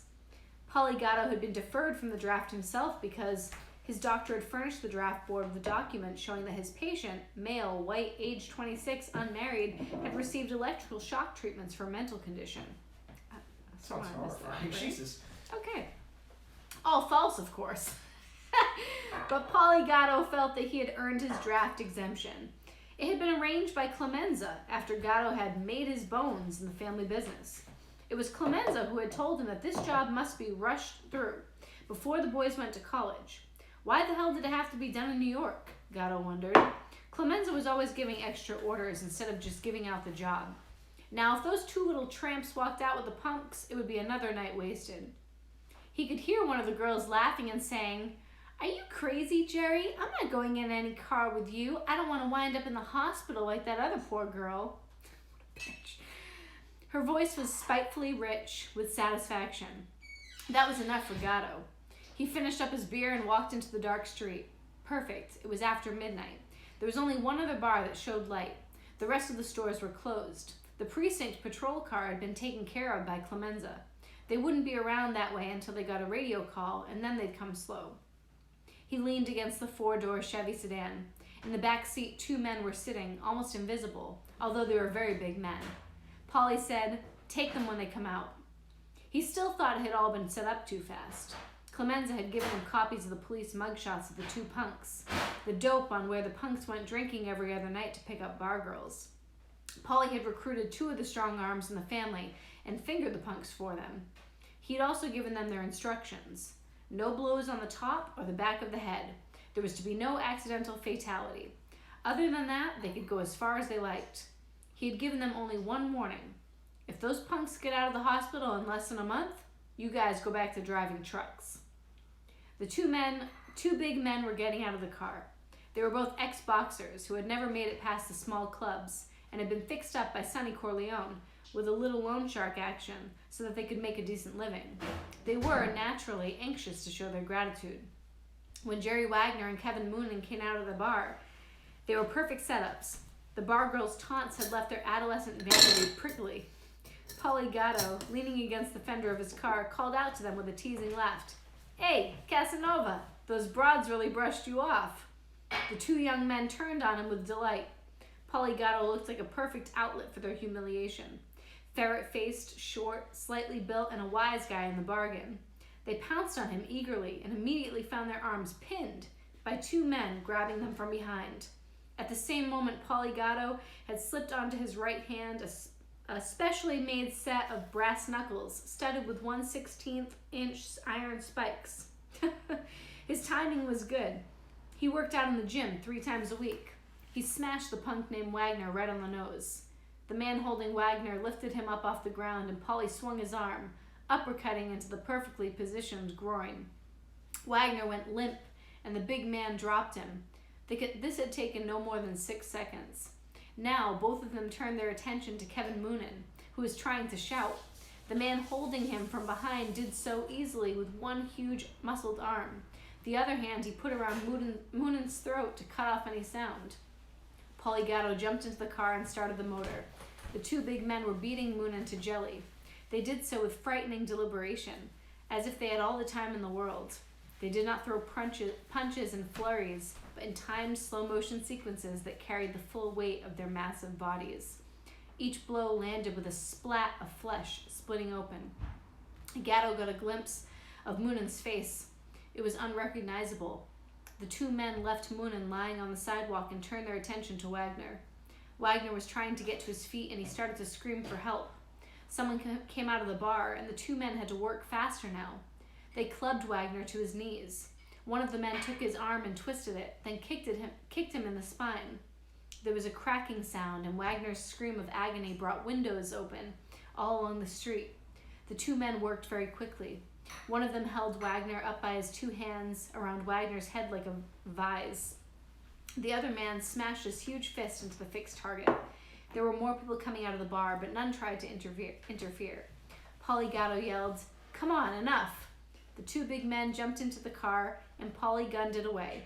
Somebody would describe the car and read the license plates, but it didn't matter. It was a stolen California plate, and there were 100,000 black Chevy sedans in New York City. So it's Polygato's little moment. It's interesting that in this scene, Polygato keeps saying, "I feel like this was planned too soon. I feel like this was rushed." But like that worry doesn't lead to anything. I don't know why it was mentioned so much that he was so worried about it being rushed, because everything went fucking fine. So I don't get it. All right, so if you want Jason's to try, back. If you want to try, yeah, I got everything set up for the next cocktail. Next cocktails, I should say. Do you want a new glass? No, I've already figured everything out. If you want to try this bourbon on its own, this is Larceny. This is a strong ass bourbon. If you want to try a little sip of that before we, just so you know, we're getting into when we make the cocktail. We're gonna do 2 bourbon-based cocktails. It's very strong. Yes. Yeah. Wow, Larceny. Wow. All right. So what am I reading? Or do you not want to give me a heads up and just let me laugh my ass off? Yeah, I think that. Hold on. Speak. Anyway, yeah, we're gonna do 2. The reason why we're tasting a little bit of Larceny and why I've got these Larceny nips is we're gonna do 2 bourbon-based cocktails. I already have them set up with ice. Oh, okay. Good. Yeah, but we'll do new ones for the last one. Okay, so I feel like there's 2 more chapters that are worth reading. That was a filler, not the best one. But the Johnny Fontaine. Am I doing that next? Scene, yes. Dang. And then when I'm out of booze is when I'm drinking the Johnny Fontaine scene. You can have mine. No. How about we do Johnny Fontaine, the bourbon-based cocktails. Read the next chapter, and then we'll do like the Cardinale, and then final thoughts. Fuck it. All right, let's go. All right, let's go. And like you can take breaks at the chapters. I didn't read this whole chapter in full, but I was gonna say how many pages is this that I'm reading? Every chapter is like 10 pages total. So I think just read a few, and you can stop whenever the hell you feel like. No, I'll read the entire chapter. All right. Everybody else is gonna have to suffer with me. So chapter 12. This is chapter 12 in the book, and this is Johnny Fontaine, who you only see a little bit in the movie, and Johnny plays some Ella for his date, so I'm gonna play some Ella. I'm gonna cue up the vinyl because I've got me some Ella on vinyl. And again, this is the guy that is supposedly not based on Frank Sinatra, even though Frank Sinatra got very upset about this character and wished that Mario Puzo would choke. Anyway, so chapter 12. Johnny Fontaine waved a casual dismissal to the manservant and said, "What? Really? Manservant? Already? First set... Anyway, Jesus. See you in the morning, Billy." The colored butler... Wow. Oh, alright. Mario Puzo was a sleaze and possibly a racist. Alright. That was normal language back then. It shouldn't have been. In the 70s? It shouldn't have been either way. I know, I agree. The butler, I'm just going to say the butler, I feel uncomfortable even saying that, bowed his way out of the huge dining room, living room. Wow, we're in both your rooms. This is a dining room, living room. I mean, where are the property bros when you need them? With its view of the Pacific Ocean. It was a friendly goodbye sort of bow, not a servant's bow, and given only because Johnny Fontaine had company for dinner. Johnny's company was a girl named Sharon Moore. If that would have said Sharon Stone, I would have laughed my ass off. A New York City Greenwich Village girl, whatever the hell that means, in Hollywood to try for a small part in a movie being produced by an old flame who had made the big time. She had... I don't know why I picture like John Levitt's like reading this. She had visited the set while Johnny was acting in the Waltz movie. Johnny had found her young and fresh and charming and witty, and had asked her to come to his place for dinner that evening. His invitations to dinner were always famous and had the force of royalty, and of course she said yes. Of course. Sharon Moore, at some point I'm going to say Sharon Stone. Sharon Moore obviously expected him to come on very strong because of his reputation, but Johnny had hated the Hollywood piece of meat approach. He never slept with any girl unless there was something about her he really liked. Oh, he's such a classy guy. Except, of course, sometimes when he was very drunk and found himself in bed with a girl he didn't even remember meeting or seeing before. Or as another disgraced person would say, as Ric Flair would call them, aliens. That's a whole other friggin' story. And now that he was 35 years old... Alright, so we're both 35... I'm 35. I'm 35, and I'm 35. And that just made me feel old that he just said that, like, he's reflecting on him being 35. Anyway, divorced once, estranged from his second wife. What the? With maybe 1,000 public scalps dangling from his belt, he simply wasn't that eager. But there was something about Sharon Moore that had aroused affection in him, and so he had invited her to dinner. He never ate much, but he knew young pretty girls ambitiously starved themselves for pretty clothes and were usually big eaters on a date, so there was plenty of food on the table. There was also plenty of liquor. Champagne in a bucket, scotch, rye, brandy, and liquors on the sideboard. Johnny served the drinks and the plates of food already prepared. When they had finished eating, he led her into the huge living room with its glass wall that looked out into the Pacific. He put a stack of Ella Fitzgerald, there you go, records on the hi-fi. To any of the people watching this who don't know what the hell a hi-fi is, that means stereo. And if you're wondering what records are, they're what came before CDs and tapes. They're huge round discs that play music. The show. Take off. And settled on the couch with Sharon. He made a little small talk with her, found out about what she had been like as a kid. Whether she had been a tomboy or a boy crazy. Whether she had been homely or pretty. Lonely or gay. I'm guessing gay in this context means happy and not like actually gay. I'm assuming, yeah. He always found these details touching. It always evoked the tenderness he needed to make love. They nestled together on the sofa, very friendly, very comfortable. He kissed her on the lips, a cool, friendly kiss. And when she kept it that way, he left it that way. Outside the huge picture window, he could see the dark blue sheet of the Pacific lying flat beneath the moonlight. "How come you're not playing any of your records?" Sharon asked him. Her voice was teasing. Johnny smiled at her. He was amused by her teasing him. "I'm not that Hollywood," he said. "Play some for me," she said. "Or sing for me. You know, like the movies. I'll bubble up and melt all over you, just like those girls do on the screen." So I think the proper context, he was like a singing heartthrob, and then, again, the Frank Sinatra comparison. He was Frank Sinatra, yes. Johnny laughed outright. When he had been younger, he had done just such things, and the result has always been stagey. The girls trying to look sexy and melting, making their eyes swim with desire for an imagined fantasy camera. He would never dream of singing to a girl now. For one thing, he hadn't sung for months. He didn't trust his voice. For another thing, amateurs didn't realize how much professionals depended on technical help to sound as good as they did. Wow, if this isn't some foreshadowing into the record industry, right? I don't know what is. He could have played his records, but he felt the same shyness about hearing his youthful, passionate voice as an aging, balding man. You know what? I'm glad to have hair at 35. Wow. It's gray hair. Thanks. Gray hair. Would you say it's gray or great? Great. Oh, Great. wow. Well, it is a little bit gray. Appreciate it, though. That's okay. I'm aging gracefully. There you go. Silver fox right here. Your hair's great, but not gray, which is No, fantastic. it will never be gray. Ageless. And if it does, I think it'd look good. Thank you. Welcome. Anyway, balding man running to fat feels about showing pictures of himself as a youth in the full bloom of manhood. Wow. I guess 35 is the new 25. What an analogy. My voice is out of shape, he said, and honestly, I'm sick of hearing myself sing. They both sipped their drinks.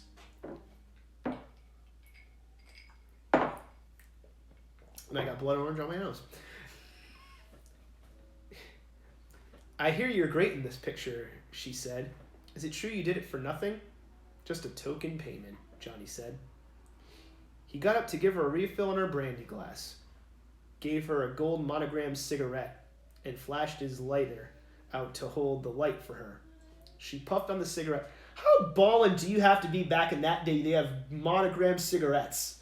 Right? Like, oh, by Sign the of way, success. here, like, I have these monogrammed smokes that are just made just for me or something. Or is it, like, common, like, could you just get them from any old company? Is it like getting a shirt Maybe monogram? he just, like, took a pencil and just put his initials on each one. Where's that chapter in this book? That's how I would do it. AB. She puffed on the cigarette and sipped her drink, and he sat down beside her again. His glass had considerably more brandy in it than hers. He needed it to warm himself, to cheer himself, to charge himself up. Because apparently Viagra did not exist back then. No. And neither did Blue Chew. The sponsor of this video. No, anyway. But if Blue Chew wants to sponsor this, that would have been the moment to do it. We're not mad. His situation was the reverse of the lover's usual one. He had to get himself drunk instead of the girl. That is such a problematic statement. That's really sad. There are so many things wrong with that statement. Agreed. The girl was usually too willing where he was not. The last 2 years had been hell on his ego, and he needed that Blue Chew again. Oh my God. Anyway, he used this simple way to restore it. Sleeping with a young, fresh girl for one night, taking her to dinner a few times, giving her an expensive present, and then brushing her off in the nicest way possible so that her feelings wouldn't be hurt. And then they could always say they had a thing with the great Johnny Fontaine. It wasn't true love, but you couldn't knock it if the girl was beautiful and genuinely nice. He hated the hard, bitchy ones, the ones who screwed for him. What does that mean, screwed for him? The ones who screwed like, this is not a misprint. Like, he actually says screwed for him, which I don't know what that means. It's not a misprint, but you would think it is. The ones who I'm just like, what does that mean? The ones who screwed for him and then rushed off to tell their friends that they screwed the great Johnny Fontaine. Why is that an insult? Always adding that they had better. Okay, that part's an insult. Okay. I didn't read far enough. He wasn't that great. What amazed him more than anything else in his career were the complacent husbands who almost told him to his fate. I have a comment and I'm not going to make it. I'll do it off camera. I was complacent. I'll do it off camera. Okay, I'm going to make a note of that. I'll do it. I'll say it off what camera. What should I write down? Complacent husbands? Yeah, just be a comment for later. Okay. Just in a foreshadowing sense. Wow. Complacent husbands who almost told him to his face that they forgave their wives since it was allowed for even the most virtuous matron to be unfaithful with a great singing and movie star like Johnny Fontaine. That really floored him. Again, I'll make that comment off camera. All right. He loved Ella Fitzgerald on records. That's why we got to play him. He loved that kind of clean singing, that kind of clean phrasing. It was the only thing in his life he really understood, and he knew he understood it better than anyone else on earth. Now, lying back on the couch, the brandy warming his throat, he felt a desire to sing. Not music, but to phrase with the records. Yet it was something impossible to do in front of a stranger. He put his free...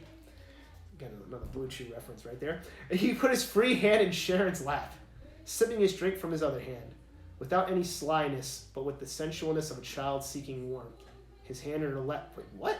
His hand in her lap pulled up the silk of her dress. Now, that's a very weird choice of words right before this next sentence. Yep. Yep. His hand in her lap pulled up the silk of her dress to show milky white thigh bone. Okay, here we go. Above the sheer netted gold of her stockings, and as always, despite all the women, all the years, all the familiarity, Johnny felt the fluid, sticky, warm... God damn it, Mario Puzo. You sleazy piece of crap. Johnny felt the fluid, sticky warmness flowing through his body at that sight. The miracle still happened. That really is... You call it a miracle? At 35! if we ever needed an ad for Blue Chew, this would be it. God. It will still happen. What would he do when that failed him as his voice had? He was ready now. He put his drink down on the long inlaid cocktail table and turned his body toward her. He was very sure, very deliberate, and yet tender. There was nothing sly or lecherously I'm not even gonna attempt that word. Lascivious. Well, I can't read, ladies and gentlemen. You got this. In his caresses, he kissed her on the lips while his hands rose to her breasts. Jesus. His hand fell to her warmth. What? Mario Puzo, did he not have a wife? Like, what is... Not... Or a girlfriend or something. Good God. His returning kiss was warm but not passionate, and he preferred it that way right now. He hated girls who turned off all of a sudden as if their bodies were motors galvanized into erotic pumpings by the touch of a hairy switch. You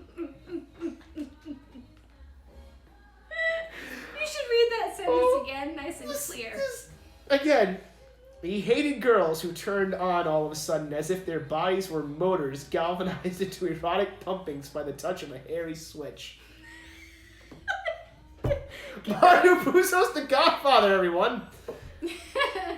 Then he did something he always did. Oh, Jesus. It's something that had never yet failed to arouse him. Oh, good God. Delicately and as lightly as it was possible to do so. I think I know where this is going. And still felt something. He brushed the tip of his middle finger deep down between her thighs. I hate you for making me read this. Some girls never even felt that initial move toward lovemaking. Some were distracted by it, not sure it was a physical touch, because at the same time, he always kissed them deeply on the mouth. God's the mouth. Still others seemed to suck his finger or gobble it up with a pelvic thrust. And of course, before he became famous, some girls had slapped his face. It was his whole technique, and usually it served him well enough. Sharon's reaction was unusual. She accepted it all. The touch, the kiss, then shifted her mouth off of his. Shifted her body ever so slightly back along the couch and picked up her drink. It was a cool but definite refusal. It happened sometimes. Rarely, but it happened. Johnny picked up his drink and lit a cigarette. Mind you, his monogram cigarette. Yes. Balling like that, apparently. She was saying something very sweetly, very lightly. It's not that I don't like you, Johnny. You're much nicer than I thought you'd be. What did she think was gonna happen? Okay, that's... Table that for after dinner conversation. Mm-hmm. And it's not because I'm not that kind of girl. Okay? It's just that... It's just that I have to be turned on to do it with the guy. You know what I mean? Preaching to the choir, sweetheart. Johnny Fontaine smiled at her. He still liked her. And I don't turn you on? She was a little embarrassed. Well, you know, when you were so great singing and all, I was still a little kid. I sort of just missed you. I was the next generation. Honest, it's not that I'm goody-goody. If you were a movie star I grew up on, I'd have my panties off in a second. It's a very confusing statement. Well, he kind of is a movie... Anyway. He didn't like her quite so much now. No kidding. She was sweet. She was witty. She was intelligent. She hadn't fallen all over herself to screw for him. Or, again, screw for him. It's such a weird phrasing. Or tried to hustle him because his connections would help her in showbiz. She was really a straight kid. Bad choice of words. But there was something else he recognized. And it happened a few times before. The girl who went on a date with her mind, all made up not to go to bed with him. And even more, herself, that she had turned down a chance to screw for the great Johnny Fontaine. Again, screw for him, and what does this guy want, apparently? Jesus. It was something he understood now that he was older, and he wasn't angry. He just didn't like her quite that much, and he had really liked her a lot. And now that he didn't like her quite so much, he relaxed more. He sipped his drink and watched the Pacific Ocean. She said, I hope you're not sore, Johnny. I guess I'm being square. I guess in Hollywood a girl's supposed to put out just as casually as kissing a beau goodnight. I just haven't been around long enough. Johnny smiled at her and patted her cheek. His hand fell down to pull her skirt discreetly over her rounded silken knees. I'm not sore, he said. It's nice having an old-fashioned date. Not telling what he felt. The relief in not having to prove himself a great lover. Not having to... Again, it's a missed opportunity for ads for Blue Chew. Not having to live up to his screened godlike image. Not having to... That just literally contradicts that anyway. Not having to listen to the girl trying to react as if he had really lived up to that image. Making more of it a very simple, routine piece of ass than it really was. They had another drink. Shared a few more cool kisses, and then she decided to go. Johnny said politely, "Can I call you for dinner some night?" She played it frank and honest to the end. "I know you don't want to waste your time and then get disappointed," she said. "Thanks for a wonderful evening. Someday I'll tell my children I had supper with the great Johnny Fontaine all alone in his apartment." This is an apartment? Anyway. What? Anyway. He smiled at her. "And that you didn't give in," he said. They both laughed. "They'll never believe that," she said. What kind of kids is she raising if they don't? Anyway. And then Johnny, being a little phony in his turn, said, "I'll give it to you in writing. Want me to?" What the hell is he going to write? She shook her head. He continued on. "Anybody doubts you, give me a buzz on the phone. I'll straighten them right out." What kind of weird social bragging? "I'll tell them how I chased you all around the apartment, but you kept your honor, okay? But that's not what..." Anyway. He had finally been a little too cruel, and he felt stricken at the hurt on her young face. She understood that he was telling her that he hadn't tried too hard. He had taken the sweetness of her victory away from her. Really? That's where the line's drawn? Now she would feel that it had been her lack of charm or attractiveness that had made her the victor this night. Being the girl she was, when she told the story of how she resisted the great Johnny Fontaine, she would always have to add with a wry little smile, "Of course, he didn't try very hard." So now taking pity on her, he said, "If you ever feel real down, give me a ring, okay? I don't have to shack up every girl I know." "I will," she said. She went out the door. He was left with a long evening before him. He could have used what Jack Woltz called the meat factory. That's just horrifying. A stable, ladies and gentlemen, of willing starlets, but he wanted human companionship. Oh. He wanted to talk. I'm not saying all. This guy's still a POS. He wanted to talk like a human being. He thought of his first wife, Virginia. Jenny. I mean, I was going to say Virginia Slims. Is that why he has the cigarettes? Now that the work on the picture was finished, he would have more time for the kids. Wait, he had a kid? Oh, yeah. I completely forgot about that. His first wife. He has like 2 kids. He wanted to become part of their life again. And he worried about Virginia, too. She wasn't... I have a funny idea. If they ever like remake the movie, have Johnny Fontaine played by Kanye West. They should do a whole Johnny Fontaine film, like a whole thing of his story. But have it played by Kanye West because it'd make it even funnier. Okay. Because it'd be like back to Jenny. Oh no, art imitating life, imitating art. Yeah. Just that'd be amazing. She wasn't equipped to handle the Hollywood Sharpies. A lot of weird slang in this book. Sharpies who might come after her, just so they could brag about having screwed Johnny Fontaine's first wife. So wait, Sharpies is like term for male groupie? I'm gonna have to start using that. As far as he knew, nobody could say that yet. Everybody could say it about his second wife, though. Jesus. He thought wryly. He picked up the phone. We can end it soon. Wow, there's a lot more. Long. I think we're past the fun parts. Yeah, this is getting a little pathetic. It's a super long chapter. It's a little pathetic. Okay, maybe we'll stop. You know what? Yeah. I'll leave it at that, and we'll. If you want to get ready for the next chapter, I will get the. Also, there's some great L playing right now. There is.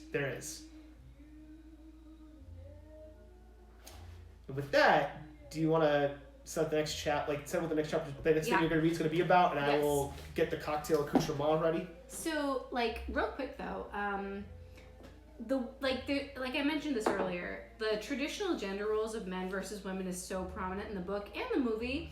Domestic violence is normalized. It's very even the Don is not pissed when he hears that his daughter's being beaten by her husband. It's like, well, what did you do to deserve it? Well, even in the movie, in the movie and the book, what I found weird, and they actually highlight this on Hack the Movies podcast, is like, funny enough, Michael's the only one who seems to be pissed that Connie's like husband's beating her. Yes. And same with Sonny. Like, it's funny how like Sonny and Michael are like the guys who are like, no, this isn't right. Sonny's bothered by it, yeah. Yeah, Sonny's bothered by it, and Michael's bothered by it too, because he like things eventually happen. But the Don is like, well, what'd you do? And even the mother, and like, but like the Don was just like, how should I put this? They mention this act, and like Tony mentions this in Hack the Movies, where it's like, yeah, like why is it with like Italian men, their daughter's the apple of their eye, but as soon as they get married, it's like, well, she's your problem now, like, and that's like prominent in this book. Yes. And in the movie. And also, whatever his name is, Waltz, Jack Waltz. What's his first name? I think it's Jack. Jack Waltz. The best piece of house I've ever had. Okay, like, so in the book, it says that he is no longer attracted to women of age. He's only attracted to young girls. And there's a scene, that's not creepy at all. So Tom Hagen is wondering, why am I taking a car to go to Waltz's house versus taking the private jet? And when he's about to leave, he sees a mother and her 12-year-old daughter leaving, and the 12-year-old, her like face is all jacked up. She's like walking all funny. So it basically alludes to the fact this mother brought her daughter, and Waltz sexually assaulted her, and they and I was like, what? Yeah, it's pretty awful. And like, I mean, maybe, true and accurate, and but it was pretty tough to read that. I read that chapter a few I've forgotten times. So much of this book that you're reminding me of now, because I haven't read it in like literally almost a decade. And I read that a few times. I was like, wait, am I understanding what Mario Puzo's saying right now? Is that he just sexually assaulted this 12-year-old girl, and her mother brought her and took her home? And they're like, what made him write that? Right. Like, that's even creepier. I agree. Like, what is his like life reference to have? Like, what is Mario Puzo's life like, where he has all these references of women acting a certain way, men acting a certain way? Yeah. Or I don't know. And what's even weird about, like, the normalization of, like, beating women and stuff, which is horrible, is that, and if somebody watches this and I'm wrong, then fine, prove me wrong, but from what I understand, because Johnny Fontaine, the whole Frank Sinatra comparison, that Frank Sinatra built, and he didn't publicize it though, he built a lot of shelters for battered women because his mom was beat up in front of him when he was a kid. And so he built all these shelters for battered women, and like he didn't talk about it that much, but like that's interesting that like he, if it's true, bless you. Bless you again. Thank you. Which would make sense. But it's why interesting that like he did that. Actually, hold on, that's go actually finish that thought. The first opening scene is him dating this tramp of a wife and him beating up on her arms and her legs to not fuck her face up because she's but he's a batterer in the first scene of him in this book. And if he grew up with a batterer of a father and he's not like that, and he built shelters for battered women but just didn't publicize it, right. Then that and the underworld connections and stuff could be legitimate reasons of why people are going to make the connection Johnny Fontaine and him, and if they read the book or they watch the movie, they're going to be like, is he a batterer? When he's, where, again, from what I understand, and I like, because it's been like, there's been a, like, I don't know if it's historical fact, but there's been evidence I've read over the years to support this, is that he was very silent about it, is that he silently was doing a lot for creating and funding, like maybe not being there, but like putting money towards funding battered women's shelters, because apparently his mom was beat up, and like that affected him as a kid, and that affected him going forward. So that actually leads more credence to why he was so pissed that this character was based on, because maybe that's why. That's interesting. That's an interesting theory. Super interesting. All right, so what's the game plan? What are we doing? Do you want to set the next chapter, or do you want to do the cocktail and then set up the next chapter? I think cocktail chapter. Okay. Because I've got one chapter bookmarked left. Okay, so we can open to any rando page. Well, you know what? Let's do the bourbon-based cocktails. You'll read I read about this much, and I just skimmed the rest. Let's do the bourbon-based cocktails now. Explain those. Okay. Read the last chapter, and then we'll do the last cocktail. We'll each get a half of it, so that way we can end this and not be falling down. Okay. All right. Deal. And I don't know where the heck I put my phone because it's got my notes. Might be in the other room. Hey, or it's gone now. It's lost. My phone is lost. And that's unless you grabbed it. Gabagool. There we go. Let's talk about the gabagool. Actually, just keep talking. I'll Oh, I gotta switch the record. Okay. Oh, I got it. We're good. Okay. We're good. This is what happens when I get near a cutting board. I don't place the right thing down. I think for fun, another night we could do another stream and we could do this. Oh, there we go. The Sopranos and philosophy. Just more Italian American cocktails. Yep. Yeah, gabagool. You ever see the okay, we could literally talk about how The Godfather has been like spoofed and parodied in like so many different ways. Like from that beginning scene about like from Family Guy. Yeah. Well, they mentioned that in the Hack the Movies as well. Also, like we keep mentioning Hack the Movies, it was the inspiration for this. So Tony, if you see any clips, just invite us on. Also, so did you ever see the Office clip where Michael Scott thinks he's like met a guy who's in the mob? Yes. And he's like, Yep. I'll have the gabagool at their fucking restaurant. And the girl's like, the what? Yeah. And he's like, the What are you talking gabagool. And she's like, I don't know what that is. And then Andy's like, the gabagool. Quick question. Is this the modified? This is the orange honey. All right, the what's other the one other is one? amaretto, the darker bottle. All right, let me get the darker one. Yeah, and then Andy's like, the gabagool. And then Michael Scott's like, no, it's fine, never mind, I'll just get that. And then Dwight is like, give him the gabagool. And the waitress is like, I don't know what you're talking about. This guy? Yeah. Okay. And then he's like, okay, I'll take the spaghetti side salad, but if the salad's on top, I'm sending it back. All right, so we're gonna make 2 cocktails here. Yep. All right, so the first one is gonna be, keeping with our Italian theme, is gonna be called a Boulevardier.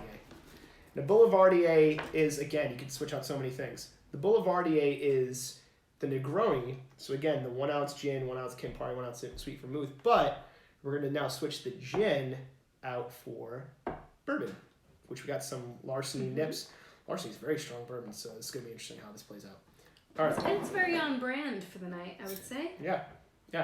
Just a lot of strong, heavy hitting things that you don't expect. Right? Anyway. Lock them up. They should have done that to Johnny Fontaine and Jack Wolf. Also, the actor who plays Johnny Fontaine, I really enjoy. He's in one of my favorite films of all time, which is How to Marry a Millionaire, starring Lauren Bacall and Marilyn Monroe. He plays the main guy who like looks like he's just a gas pump jockey, as Lauren Bacall says, but he's actually a multi-millionaire. So she falls in love with him and realizes he's poor, but love is love, and then all of a sudden she finds out he's rich at the end.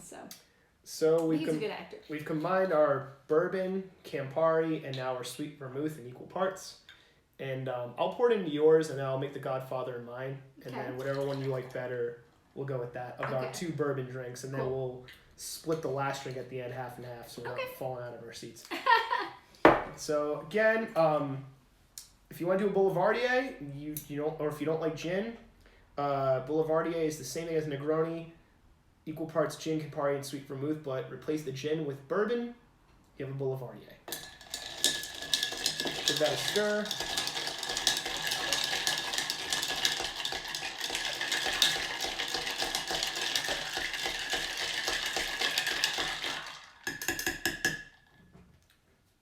Alright, we're going to strain.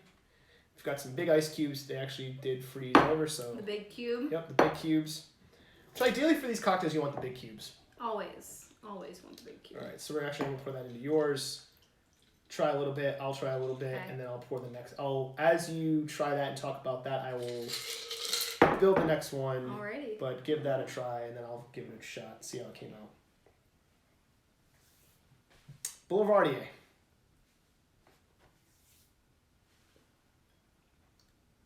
It's very nice. It's very nice. Considering that we had a very strong bourbon, I'm It pleasant. doesn't taste super strong though. I'm gonna flip the that, record. Because that bourbon was, that Larceny, what do you, holy crap. Isn't it so nice? That is very nice. It's basically a less bitter Negroni, and it's actually really smooth. Alright, so if you have a really harsh bourbon, make it into a Boulevardier, and it'll be less harsh. It tastes smoother than the gin. It does kinda actually. crazy, That right? is not the That so. little sweetness. There you go again. That the sweetness happening. All right, so now we're gonna do the Godfather cocktail, which I have to put this disclaimer out. Godfather cocktail is actually an easy cocktail to make. It's 2 ounces of blended Scotch or bourbon. If you're gonna do blended Scotch, I would say Monkey Shoulder would be a good choice. It's one of my favorite blended Scotches because it's got like the best of all the Scotches. Because blended Scotch sometimes gets a bad reputation. I'm not a big fan of Johnny Walker. No offense to anybody likes Johnny Walker. I would get Monkey Shoulder because the Scotches that they use to blend is like really high end. And it's fairly cheap for like. It's like the best of the best mixtape of all the higher end Scotches in a bottle. So it's like a Scotch mixtape. Is the best way I can describe it. It's $30. Or usually it's around $30. So Godfather cocktail, 2 ounces of blended Scotch or bourbon, and then just a 1/4 ounce of amaretto. Amaretto is an almond liqueur. I have a nut allergy. I don't want to die. So this is your amaretto replacement. And I've heard coffee liqueur can work, but what is this amaretto replacement? And thank you for making this. So what's in this? Okay, I made a simple syrup based with coconut sugar, cinnamon, and imitation almond extract. Which buy die, ladies and gentlemen. It's completely nut free. I made sure to do a lot of reading to be sure because I care about you and I would never want to tell you. The EpiPen is in the car, so if I start feeling weird, we're gonna run to the car outside. But honestly, like, I smell it. Oh my god, it's so freaking good. That does smell really good. All right, so we're gonna build. But yeah, and I don't know how they make imitation vanilla extract, imitation. Anytime you go into the baking section, there's imitation oils that are cheaper, or you can get the pure stuff. But apparently, imitation almond extract is completely nut free. It's safe for kids, anyone with allergies. Like, it's on all these sites. So I thought, well, I'll use that, and then I'll add a little vanilla, cinnamon, coconut sugar to give it that like earthy taste. If only we had smell-o-vision.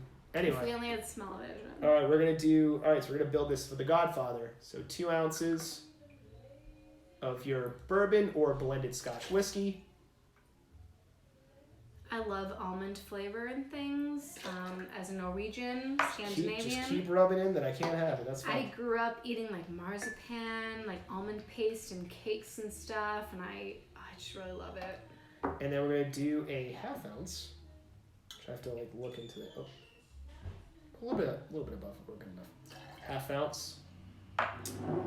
Our amaretto replacement, or homemade amaretto replacement. And then we're gonna stir that up. Actually, if you want to, because I want to try this later. But what is this? Because this is. So this is a wiggly. I mean, honey, orange, simple syrup. We'll be trying that later. Yeah. Because I figured if we needed Cointreau or triple sec or something like an orange liqueur for any drink, I would make one. So this one, I did cane sugar versus coconut sugar. So I did cane sugar, water, that's how you make the simple, and then I did fresh squeezed orange juice, I did orange rinds, and I did a little orange oil plus some honey. All right, I'm gonna try this one first, and you'll try it, and then Okay. whichever cocktail you like better, keep that one. I'll drink the other one. Okay. All right, so this is the Godfather cocktail in honor of our book reading. It's like spicy and sweet. Ooh, it's interesting. in a good way? Yeah. Like the spice, like it hits you and then it's like, it settles. I do like it. Like you get hit up front and then like it kind of settles It's in and then interesting. you want another sip because you want the hit up front again. It's so interesting because I feel like, to me, like this with the idea of like a sweet almond doesn't go in my brain. Well, because also this is really strong as far as bourbons go. Yeah. Like, that was it's nice though. It's nice, but it's interesting. I almost feel like it needs more like sweet. Yeah. To balance it out, but it's nice. So which one do you want more? Which one do you want more? You had Nope, to pick last time. you're picking again. I kind of like this. Okay, we'll go with that then. Honestly, I think you should add this to that. Yeah, let's add a little bit. I already had it before adding that, so. You tried it? Well, no, actually, hold on. Oh. Let me try a little bit in my used glass. I know it's gonna affect the flavor a tiny bit, but.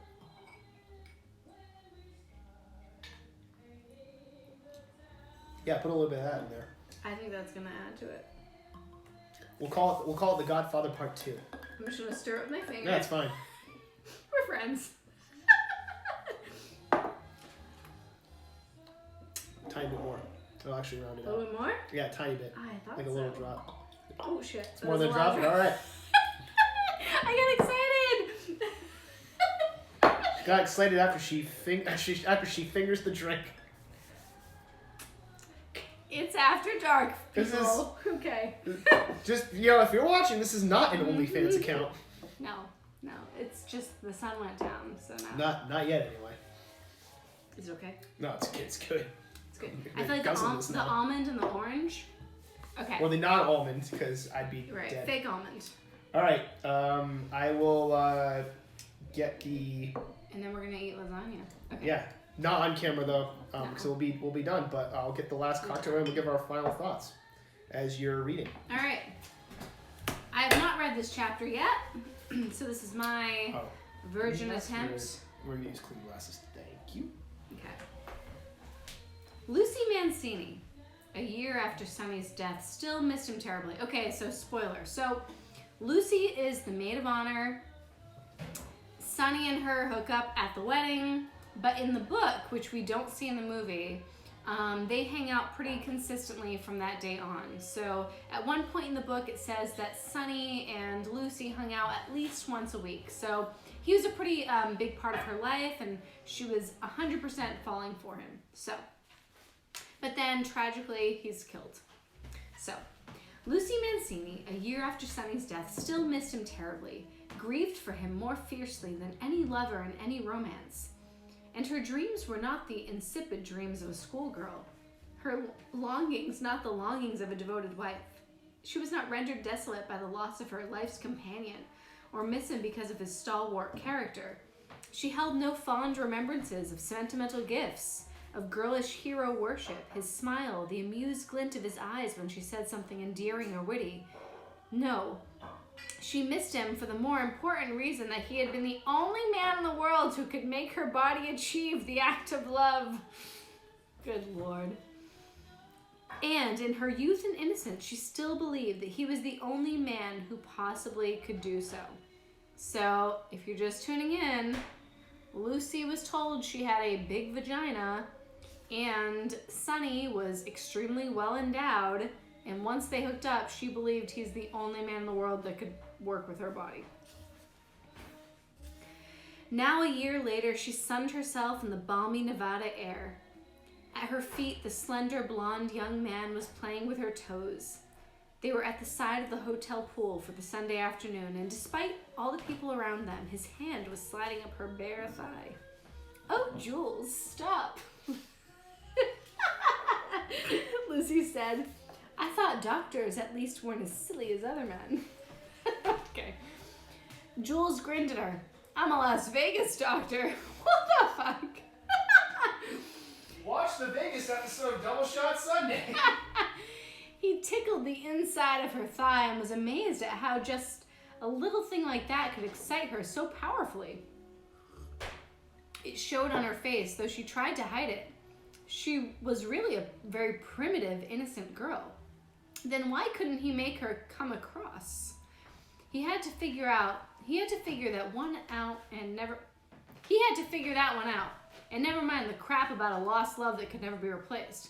This was living tissue here under his hand, and living tissue required other living tissue. Dr. Jules Siegel decided he would make the big push tonight at his apartment.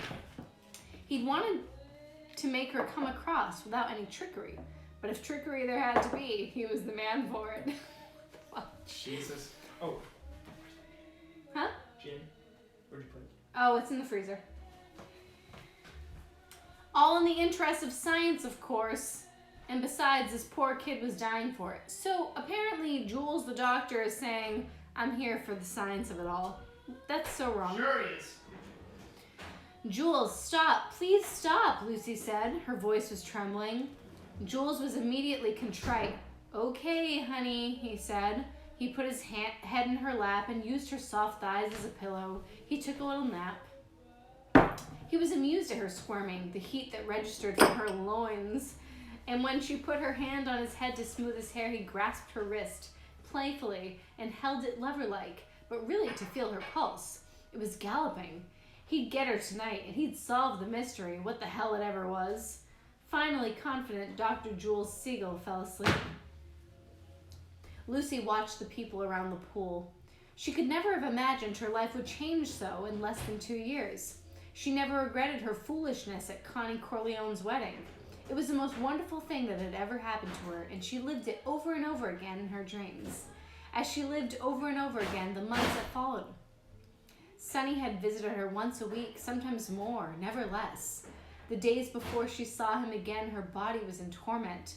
Their passion for each other was of the most elementary kind, undiluted by poetry or any form of intellectualism. It was love of the coarsest nature, a fleshy love, a love of tissue for opposing tissue. When Sonny called to her, he was coming. She made certain there was enough liquor in the apartment and enough food for supper and breakfast, because usually he would not leave until late the next morning. He wanted his fill of her, as she wanted her fill of him. He had his own key, and when he came in the door, she would fly into his massive arms. They would both be brutally direct, brutally primitive. During their first kiss, they would be fumbling at each other's clothing, and he would be lifting her in the air, and she would be wrapping her legs around his huge thighs. She really liked to wrap the legs around the thighs this morning. I mean, the leg wrap is nice, but you get it. You get it, Mario. Yeah. They would be making love standing up in the foyer of her apartment as if they had to repeat their first act of love together, and then he would carry her so to the bedroom. They would lie in bed making love. They would live together in the apartment for 16 hours, completely naked. She would cook for him enormous meals. Sometimes he would get phone calls, obviously about business, but she never even listened to the words. Cooking naked just sounds like a horrible idea. Sounds dangerous. She would be too busy toying with his body, fondling it, kissing it, burying her mouth in it. Sometimes when he got up to get a drink, he walked by her. She couldn't help reaching out to touch his naked body, hold him, make love to him as if those special parts of his body were a plaything, specially constructed, intricate but innocent toy revealing its known but still surprising ecstasies. At first, she had been ashamed of these excuses on her part, but soon saw that they pleased her lover, that her complete sensual enslavement to his body flattered him. In all this, there was an animal innocence. They were happy together. When Sonny's father was gunned down in the street, she understood for the first time that her lover might be in danger. Alone in her apartment, she did not weep. She wailed aloud, an animal wailing. When Sonny did not come to see her for almost 3 weeks, she subsisted on sleeping pills, liquor, and her own anguish. The pain she felt was physical pain. Her body ached. When he finally did come, she held on to his body at almost every moment. After that, he came at least once a week, until he was killed. She learned of his death through the newspaper accounts, and that very same night, she took a massive overdose of sleeping pills. For some reason, instead of killing, the pills made her so ill that she staggered out into the hall of her apartment and collapsed in front of the elevator door where she was found and taken to the hospital.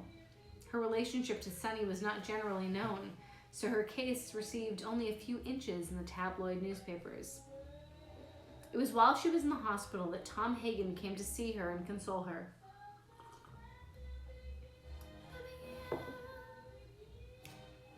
I wish y'all could hear this.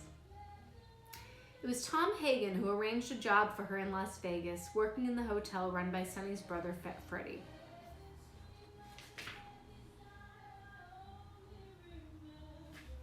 So I'm going to skip forward. So Lucy gets a job in Vegas at a casino.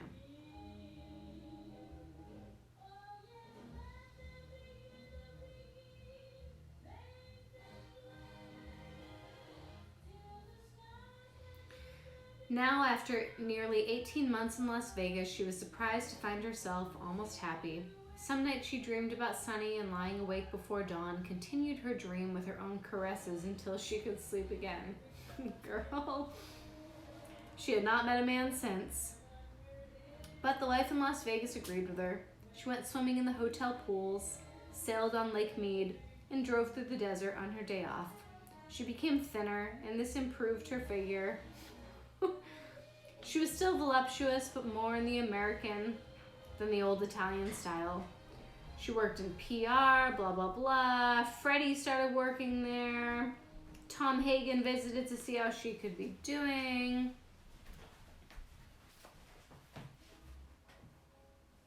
It was shortly after this interview that Dr. Jules Siegel came to work as the hotel physician. Here we go, Dr. Jules.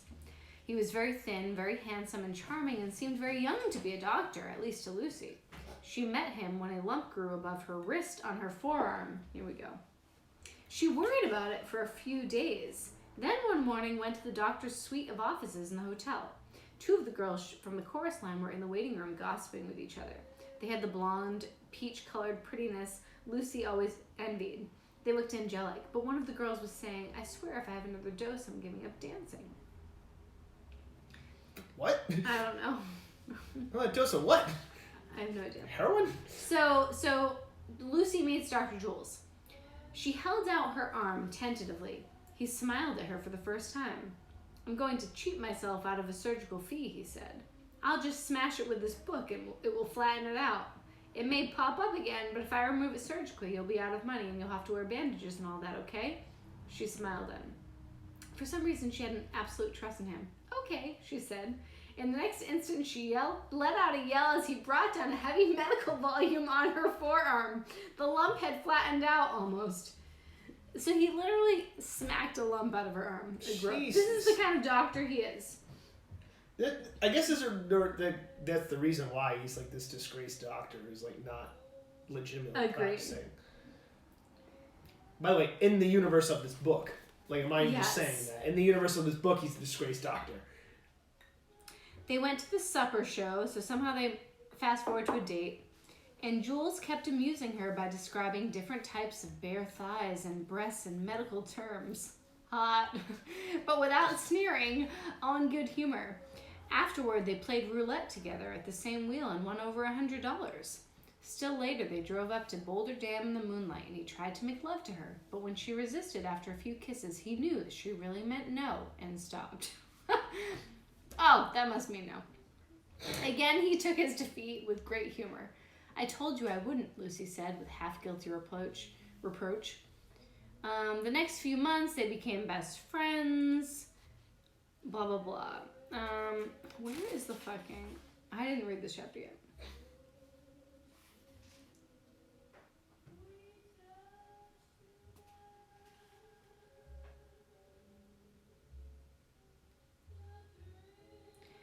Jules made her lie on the bed, legs spread apart. He had an extra doctor's bag in his apartment, and it was open. He also had a small glass-topped table by the bed, which held some other instruments. He was all business now, examining her, sticking his fingers inside her and moving them around. She was beginning to feel humiliated when he kissed her on the navel and said, almost absent-mindedly, "First time I've enjoyed my work."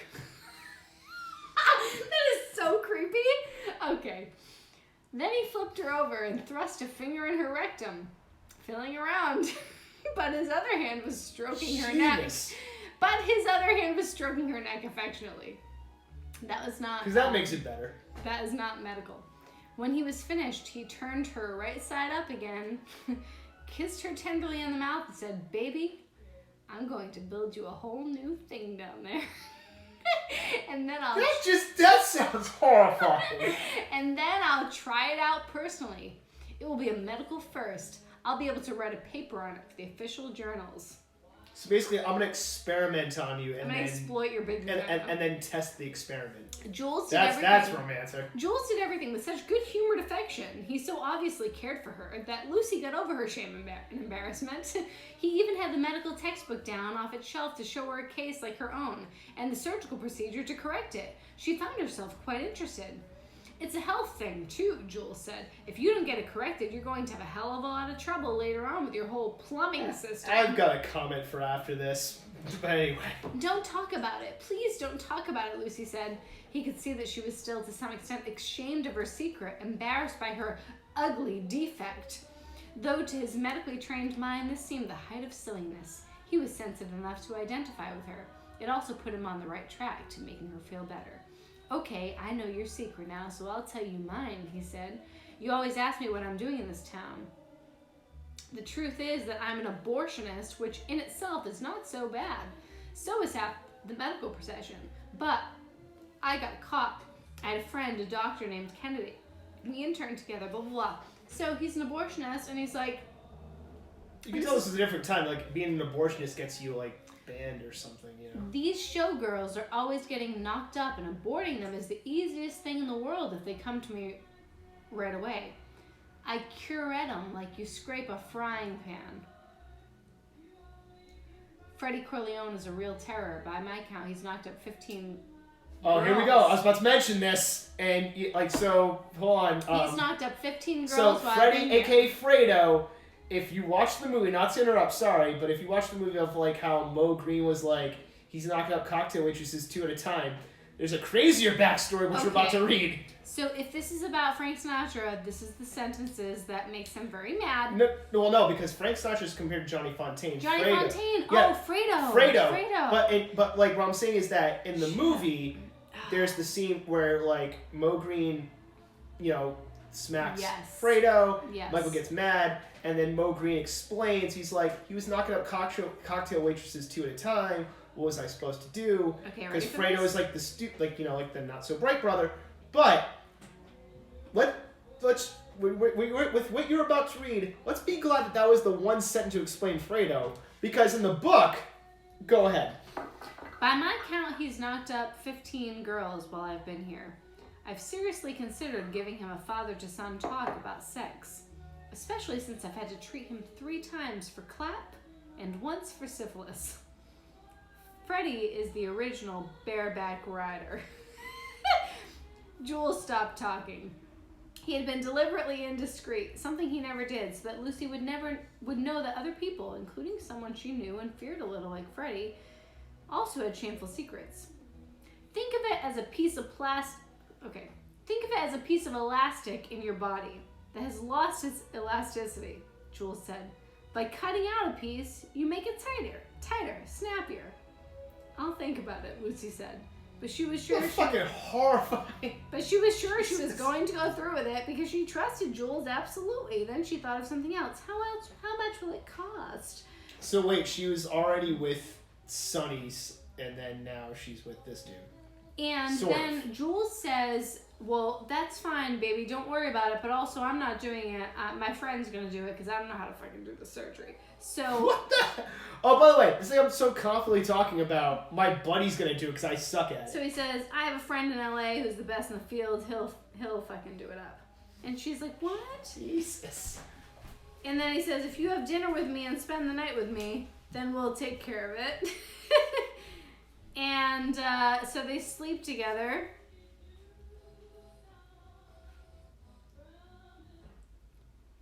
And 2 weeks later, Jules goes to the operating room to visit Lucy.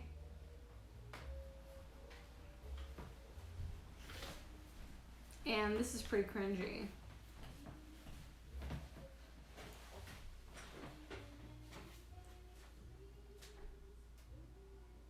Let's see. Next morning, he goes to the hospital to visit her.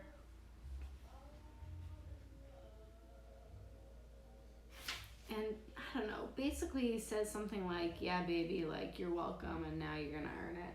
Now you're gonna earn it. Show me how you can earn it. Anyway, so he... Sounds like just bad, it's like... so cringe. Adult film acting.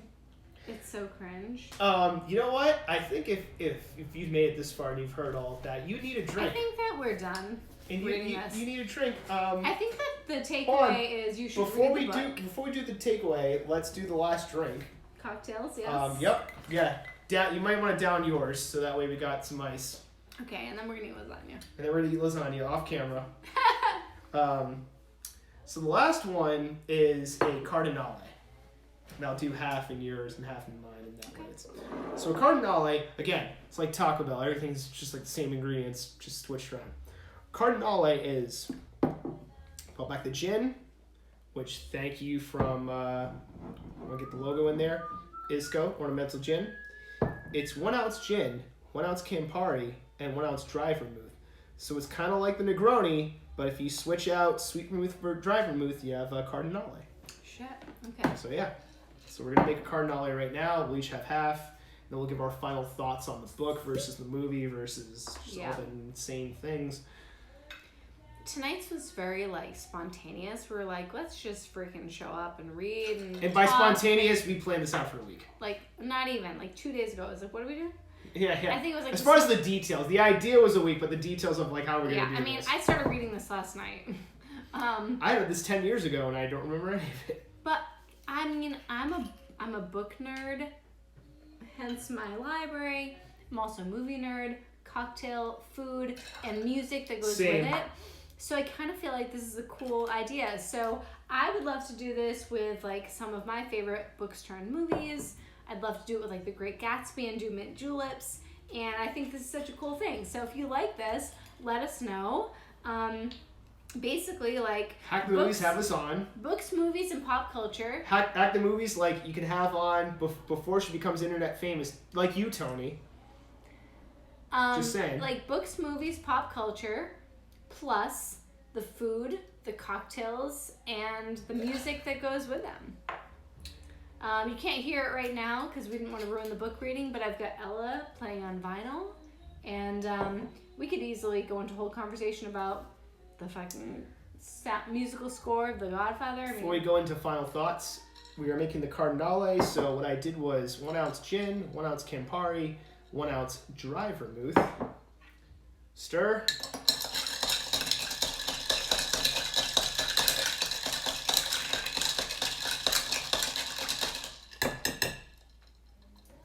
Is there like a method to the stir? I feel like it's a solid stir. It is solid stir. Well, actually the method is, and like I would be horrible at this, but the method is that the less, I don't have the right spoon to do it and all that good stuff. But I fucked up. No, you didn't. You do it. But like basically what I've learned is that the less noise you make if you have like a proper bar spoon and a proper thing, the better your stirring is. Obviously I haven't been doing that with the proper stuff, but I also suck. I get that. So who cares? Anyway, I don't care. I will do half in yours and I'll do half in mine. These are hot cold glasses. Say what? These are hot cold glasses, so you can do hot tea in them. Oh, nice. Mm-hmm.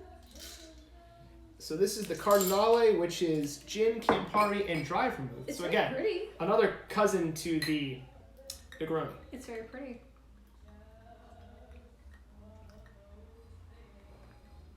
First impression.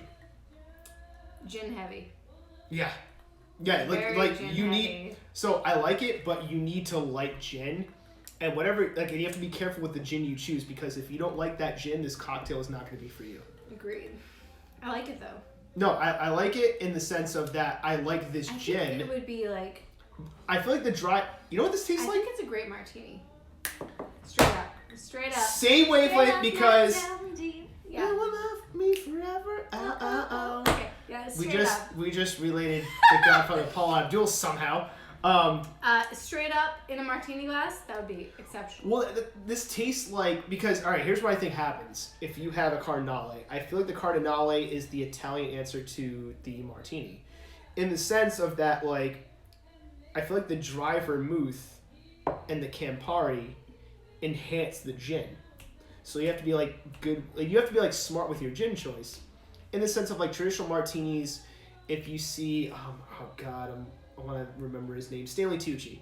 So like Stanley Tucci, like he has a good cookbook actually with Italian food. Going back to the Italian theme, he has a good YouTube channel about Italian food. But like him and another famous Hollywood director, their martinis are you stir and you put in the vermouth and then you dump it out and you have the gin, so it's very gin heavy. You only get a taste of the vermouth. That's how they do their gin martinis. Okay. And they like vodka martinis, but like when they do gin martinis, they're like, no, you swirl the glass, or you stir in the vermouth, really get it stirred in, then you dump it, then you do your gin.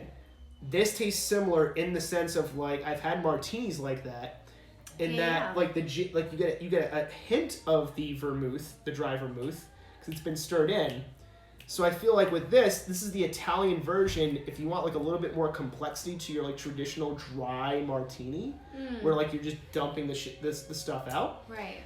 But you want a little bit more complexity, a little bit more depth and flavor, do a Cardinale because it's gin, Campari, and dry vermouth. But the Campari, because of the bitterness and the dry vermouth, enhance the gin. So it's like whatever gin you have, it's just going to amp up whatever that gin's about. Yes. And this is such a flavorful gin. Yeah, so pick a really good, if you're gonna do a Cardinale, pick a really good gin. And also either a flavorful or a flavorless gin. Yes. One or the other. Because you either want a lot of flavor and taste of gin, or if you don't want to taste of gin and want just a really clean, smooth drink, get a flavorless gin. And a great alternative to a dry martini. Yes. Agreed. I would say that. Agreed. Mm-hmm. Cheers. And final thoughts. I'll give mine, but if you want to give yours first. All right. There's going to be some stuff I'm going to say after the stream because I made you take notes. I can't wait. But just wow. So Mario Puzo was sleazy. I don't argue with Francis Ford Coppola that he didn't want to make the movie at first because he found the book very sleazy. These passages we read, it makes a lot of sense. Just Mario Puzo, what was going on in your life? Jesus. I'm happy you wrote the book though because it got made into the movie. Is a book of its time, in the slang of its time. There's details we didn't need to know. Francis Ford Coppola did a very good job of whittling it down to like what was needed for the storyline and like also what was needed for the movie. I think this is one of the rare occasions, and because usually like everybody's like, oh, the book was better. I think this is one of those rare occasions where the Godfather book, and like this, like he wrote other books that like would influence other stuff. Yes. But like the Godfather movie is better than the Godfather book. I will, even though I read it years ago, I will say I think the Godfather movie is better than the book, which is rare. But I think like Coppola was smart enough to be like, let's grab the narrative, let's do what we need to do. It was also one of those like everything aligned because like if you don't know, another fun fact, Pacino, the studio didn't want Pacino. They went through a bunch of different actors at the time, like Warren Beatty and a bunch of other people. De Niro, I think, tried out, but he got in the second one. But the studio didn't want Pacino. Coppola wanted Pacino, and he kept putting him in screen tests. That was what happened. All the screen tests that went back to the studio for other stuff, he was always using Pacino, and then finally the studio was like, all right, he's good in all the screen tests. And also, his chemistry with Diane Keaton. Which I didn't even know that was Diane Keaton. Thank you, because that's another thing Hack the Movies brought up. She does look very different. Yeah, she looks like a totally different person in this movie. Yeah. She doesn't look like a younger Diane Keaton. She looks like a different person. And that's not like a knock on Diane Keaton. I think it's just like again. Yeah. But the final thing from what I've heard from like the lore of this movie is that the studio saw the chemistry between Diane Keaton and Pacino. That they were like, all right. Yes. That and all the screen testing and that the Coppola was just like, no, it needs to be Pacino. And we're better off for it because it's an amazing movie that we're talking about this movie and it's still being talked about. How many movies are talked about 50 years later? I agree. I know. I mean, I think that reading the description of Michael in the book and then seeing Al Pacino on screen, to me is like spot on. Of this like kind of baby-faced, olive-skinned, like innocent looking, like I just think he fits the description in the book so well, and that's probably what Coppola saw. But also, I mean, Al Pacino looked fucking good. So, I mean, I girl crush. I was like, yes, please. I've been compared to a young Al Pacino in the movie Serpico. Oh, have you? Yeah, I'll show you the picture later. Yeah. But like the scene when he's like going to hook up with, his Italian. Apollonia. And she takes her top off and her tits are out, and you're like, yeah, let's see Al Pacino, and then nothing. But I love how in that scene, it's like he goes on the date with her, and then all the women in the family are following them, and it's the dudes with guns following them. Like that's a hell of a first date. Also, her death in that movie is like, and then that's it. Oh, because she's trying to learn the English, and she's so like adorable. She's like Monday, Tuesday, Wednesday. She's saying the days of the week. And then he sees one of his guys running away. He's like, "What the?" And he's like, "Oh shit!" And then I feel like also like Apollonia was like his passionate love, but Kay for him was like, oh, she's the wifey. No, not even. Kay's the ride or die. She is. Like he knows like Kay's gonna hold me down. And like, oh, I'm only back to passionate, her. but Kay is like. But in the book, I love how the mom is, even the mother is like, hey, you want to date somebody else? Yes. Well, one thing in the book is that he takes Kay to the wedding and nobody approves of her. People are like looking at her like. Oh, that's right. They don't highlight this in the book. In the movie, they don't highlight this. So that's part of the reason why on the phone he can't say "I love you" in front of the family is because Kay is an American woman and they all disapprove of the fact that she is American. Which takes some of the comedy out of that scene. I love that scene so much because like when I was watching until I read the book. But I love how his buddy just goes, because there's some comedic scenes in the film that I don't know if they're meant to be funny, but they are funny. Like, it's like, Michael, why don't you tell her nice girl you love her? Oh, I love you, Kay, so much. Yes. I don't want to die. Also, if you follow in the book, that doesn't exist. But if you follow the sauce recipe in the movie, it actually works. Just saying, follow the sauce recipe. Okay. And also, I love how that same dude is explaining to Michael about the shooting. He's like, all right, so what do you do after you shoot me? And like, Michael just makes the joke. I sit down and I have dinner. He's like, hey, take this seriously. Look at that. And like that moment is like he just takes it as a joke. It's like, no, like, hey, idiot, like we need to make this work. But yeah, no, it's interesting. It is interesting. I think book versus movie is always an interesting conversation. I also think like which comes first is an interesting conversation because I think if you watch the movie, you're already like inculcated with like what a person looks like, how they talk, and then you read the book and it's hard to match it.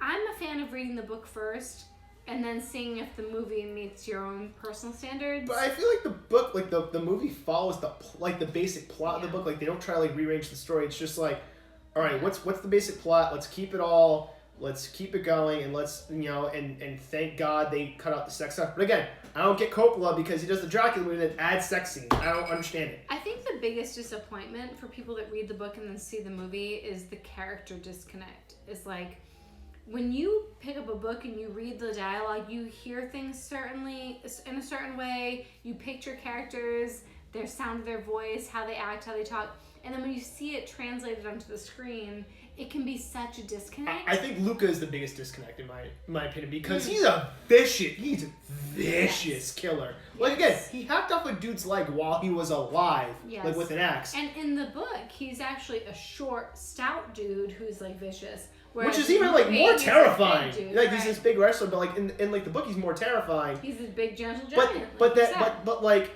It makes sense of it then like I wish they would have gotten to the more vicious stuff in the movie because then it makes sense why they took him like the enemies took him out first because it's like well yeah no kidding like he's like the guy that might murder us all like you know what I mean instead of like oh he's trying to tell you like no they took him out because like he's insane and like he's nuts and he will murder everything and like that's why they took him out so like it has more explanation in the book than it does in the movie. Agreed. Yeah, it's fascinating. Like I do this a lot. I mean, I read a lot of books that turn into films, and sometimes I'm almost always disappointed with the film. So like one that comes to mind for me is like White Oleander, which is one of the best books ever. And when I watched the movie, I was like, oh, if I saw the movie, I would think the book sucked. So it's so interesting to compare the two. So this might become a thing. Who knows? We'll use this as historical evidence if you ever start an account. I would love for this to become a thing. Pop culture plus drinks and food and all that shit. So anyway, we hope you enjoyed. At Ashley Bendiksen at Double Shot at Double Shot Sunday / at Indigo Monday and then at Hack the Movies. Tony, have us on. Seriously. We'll bring some food or some drinks or all that and then some. We make exceptional drinks. Yeah. My syrups bring all the boys to the yards. And I'll bring the booze, I guess, and we'll bring the proper. You know what, Tony? We'll get you some proper cocktail glasses and accoutrement instead of just like pint glasses and stuff that you have on the show and red Solo cups. We'll help classy it up a bit. Until next time. See you later, everybody.